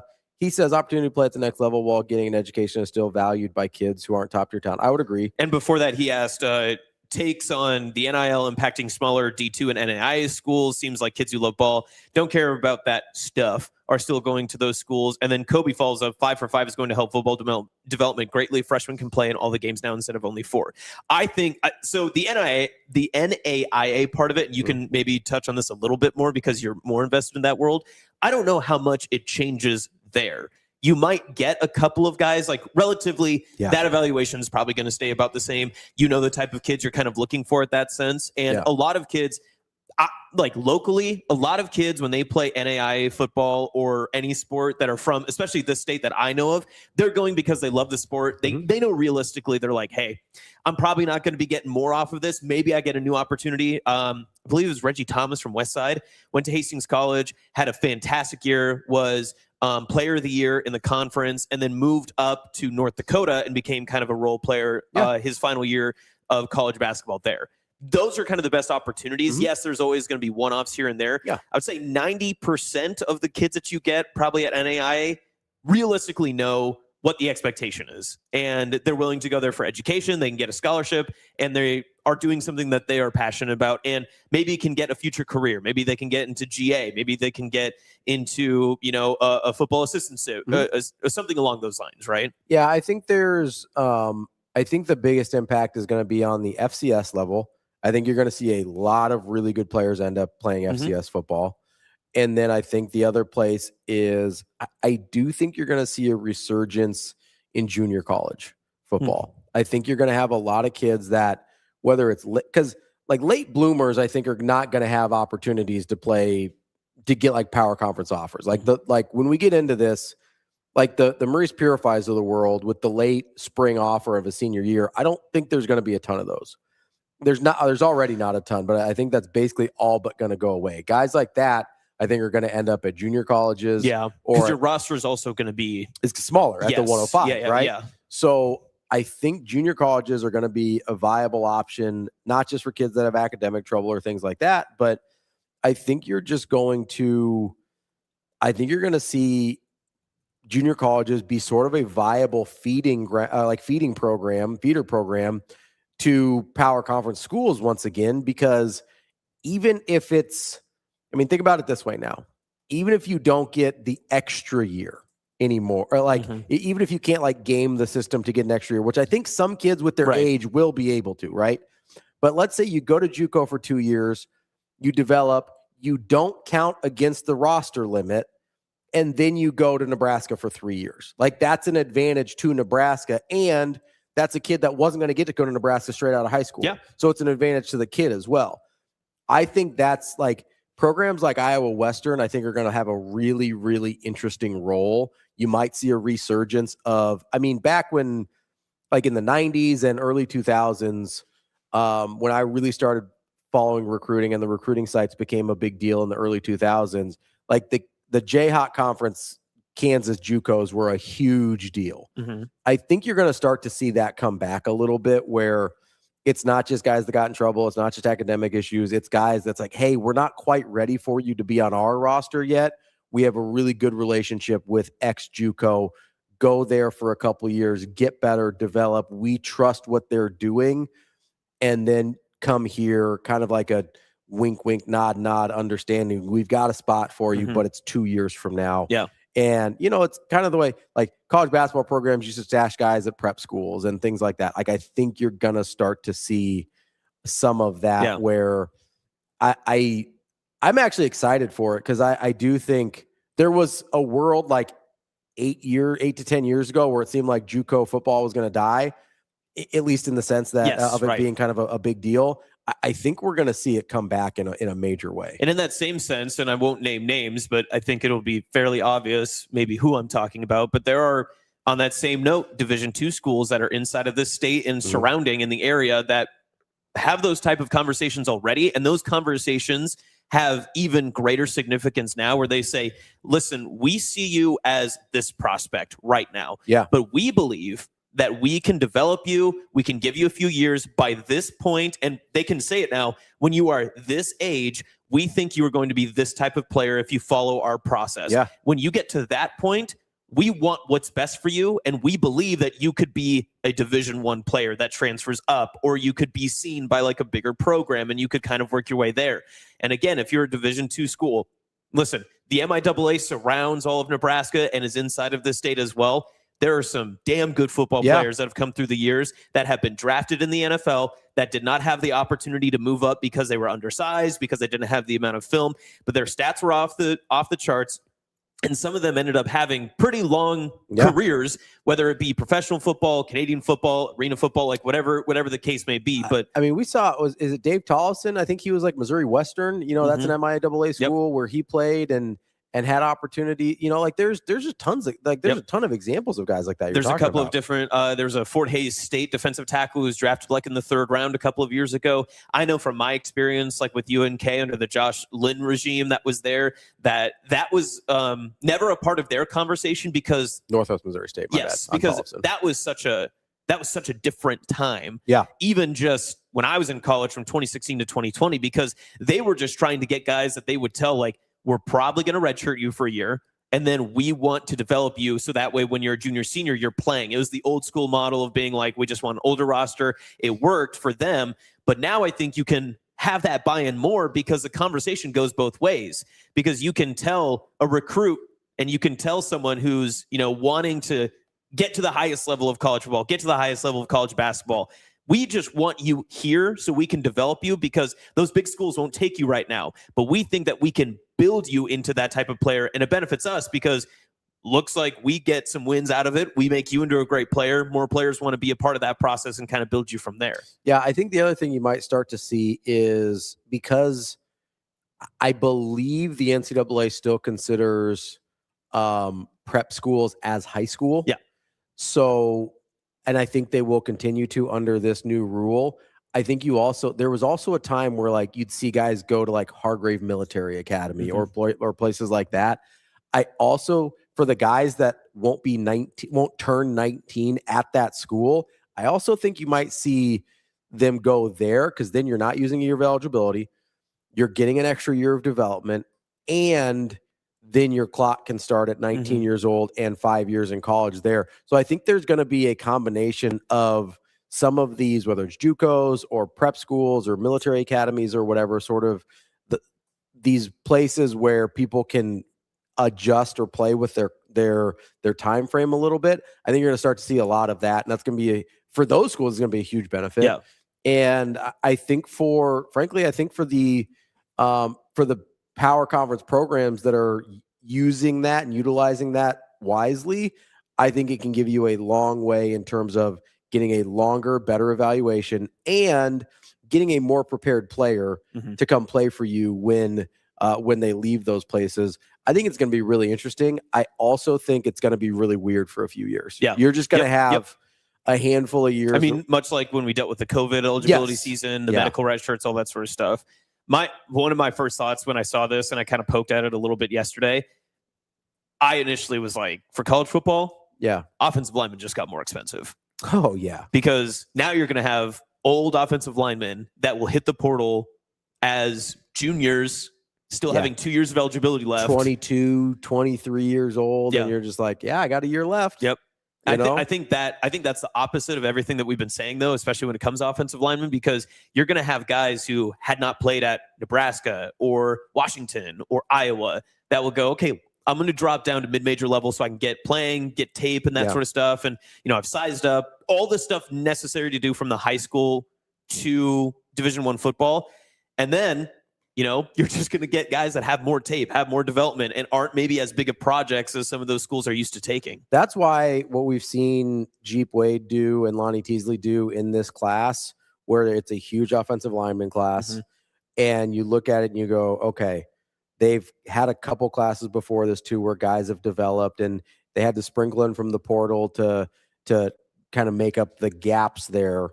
But when you're looking at this 2 years from now, and I think an offensive lineman is much more willing to sit 2 years, basically sit two full years, and start to get playing time in their third year when they know, I've still got 3 years left to play. Yeah. As opposed to, hey, if you sit 2 years, you don't play till your third year. You got it feels like the urgency to get on the field, to get good tape, to have an opportunity to go play in the NFL, like all of a sudden that feels pretty dramatic. I think this is going to help the development of, as Kobe said, the development in college football a ton, but especially along the lines. And the cheapest way to be able to do that is not to go to the portal and go get good players every year. It's to do it yourself. And if you're able to do it yourself, that's going to be a huge advantage for your football program. And not to get way too, I mean, now I'm starting to get like really galaxy brained. Yeah, this is starting to get a little too big. Yeah. With no redshirt, like minimum requirement of games that you can play. Yeah. Why would you ever schedule tough Power 4 non-conference? Because the more time and the more reps you can get for your guys in game is going to be better for you in the long term. And I don't obviously there's different sides. There's the college football playoff conversation. There's all this other stuff. But if we're expanding to 24 teams and the analysis is, hey, if you get to 9 wins, you feel pretty good. And then you do it from that. Listen, just from Nebraska's perspective, I'll even just say, taking the logo off it and just say from a Big Ten team's perspective, you're going to play enough teams. Yeah. Like if we get to 24 teams. I mean, that's what I've been talking about all like, this time is like, you're going to play 3 or 4 really good conference games every year now. That's just what the conference is. Yeah. I'd rather see Sam Sledge get like 5 games in like his freshman, sophomore year. And then he's played in 10 games going into his junior year or senior year. I'm just using Sam as like an example because I'm in love with Sam Sledge. Yeah. But like, if he's like a junior and he's played in 10 games, he's gotten like real reps in a game against Division I opponents and not just playing in practice and red, white spring games and that sort of stuff in April. And he comes in and you're like, okay, I have physically seen him play. I feel like you would be much more confident going in rather than just saying, because you have to imagine there's going to be some Big Ten games that you might get some rotation time in. You might do some other stuff. But I mean, how many guys played? How much better of an evaluation do we have of this summer going into some of the guys that we saw against Akron, against Houston Christian, and against some of those other, kind of tier opponents because we saw them in limited action? And yes, we knew the quality of opponents. We understood it, but we're still excited about Quinn Clark throughout the entire year because of what he did against Akron and also what he did against Utah in the bowl game. Yeah, right? Like and we saw it throughout, right? Yeah.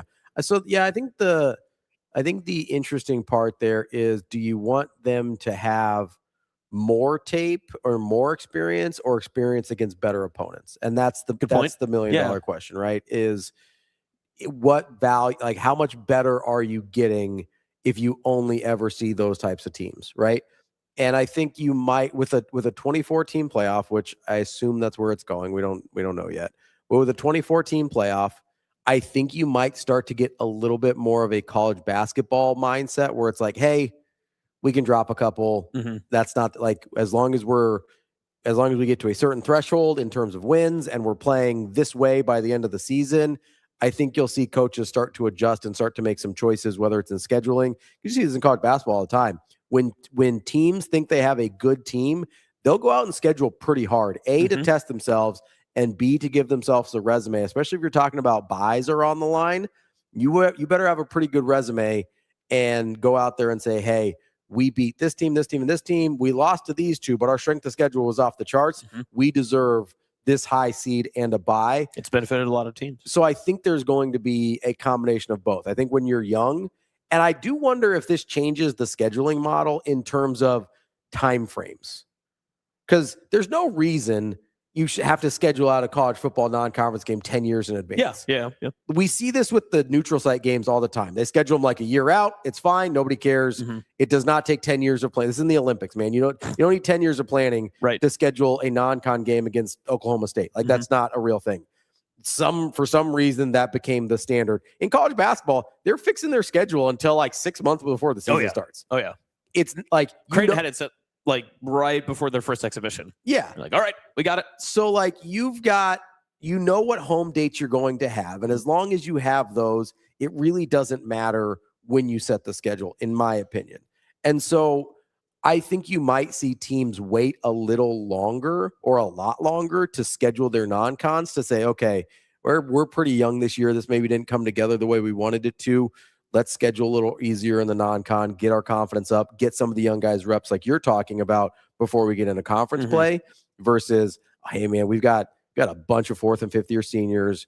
I think we can make a run at a national championship this year. Let's get a couple quality non-conference opponents in here to boost our resume and give ourselves an opportunity to be highly seeded. Maybe that happens. I could see a world in which they move more to a basketball model in terms of scheduling. That would be nice, because then it's the same thing with, Fred had this problem with the past year of Nebraska basketball because he had said it in the offseason. I remember, I think it was like middle of August or so, that he was like, we have a really, really good team. He's like, we're just frustrated because we can't get the teams that we need to see, and couldn't get them to come to Lincoln, couldn't get them in not neutral sites. Everyone wants to do home and home. And he's even saying that this spring too, where he's like, he hasn't said necessarily that I think we have a great team or a good team or anything like that, but he hasn't been able to get the games he wants. Yeah. And that's, I think you need lots of teams to kind of think the same way in order for that to work, right? In order for the non-conference scheduling to work in a way that makes sense. I also wonder, I do wonder about the bye games in terms of obviously the financial considerations are a lot greater now that you're paying a $20 million up front plus whatever you have to get out in NIL and things like that, and coaching staffs are bigger and all of that. I do wonder if hey, maybe we don't want to pay $1 million for Akron to come here. Maybe that doesn't make sense anymore. Maybe a neutral site game somewhere makes more sense, where everybody makes a little bit of money.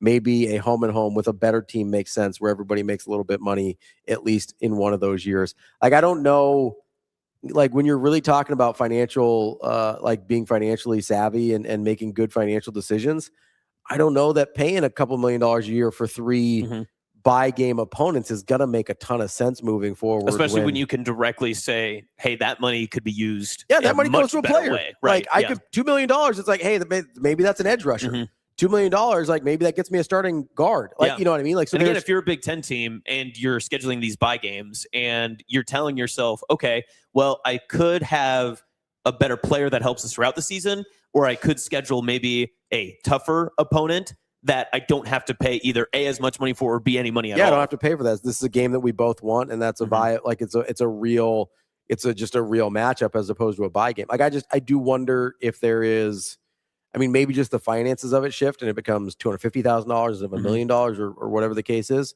I do wonder about those buy games though, because I don't know that athletic departments are going to be rushing to write those checks anymore when they're writing a lot more checks than they used to. Yeah. Bring back rivalries.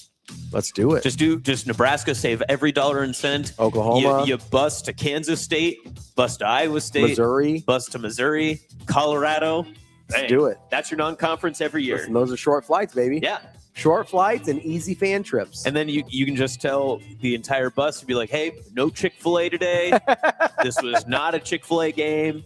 It's so that way we could pay Anthony one more year. That's what we needed. I think they might still go ahead and feed him. I'm just going to go out on a limb and say they might still feed him. Damon would have he'd probably be okay with that because he wasn't going to eat the Chick-fil-A anyway. No, he's going to take it, but he's not going to eat it. Apparently Shane's done working for the day, so that's the show. Shane was done with the conversation. That's Austin. I'm Ravi. We'll be back with Hurrdat Sports Live tomorrow. Bye, Shane.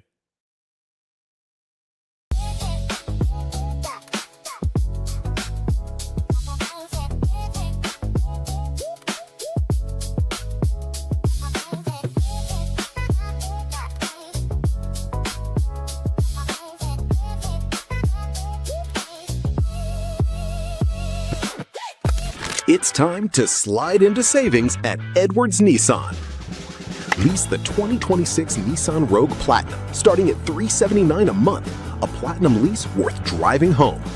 This June, the savings are as big as the season. We've also got the 2026 Nissan Pathfinder SV starting at $399 a month while supplies last. Don't miss your pitch. Slide into savings at Edwards Nissan.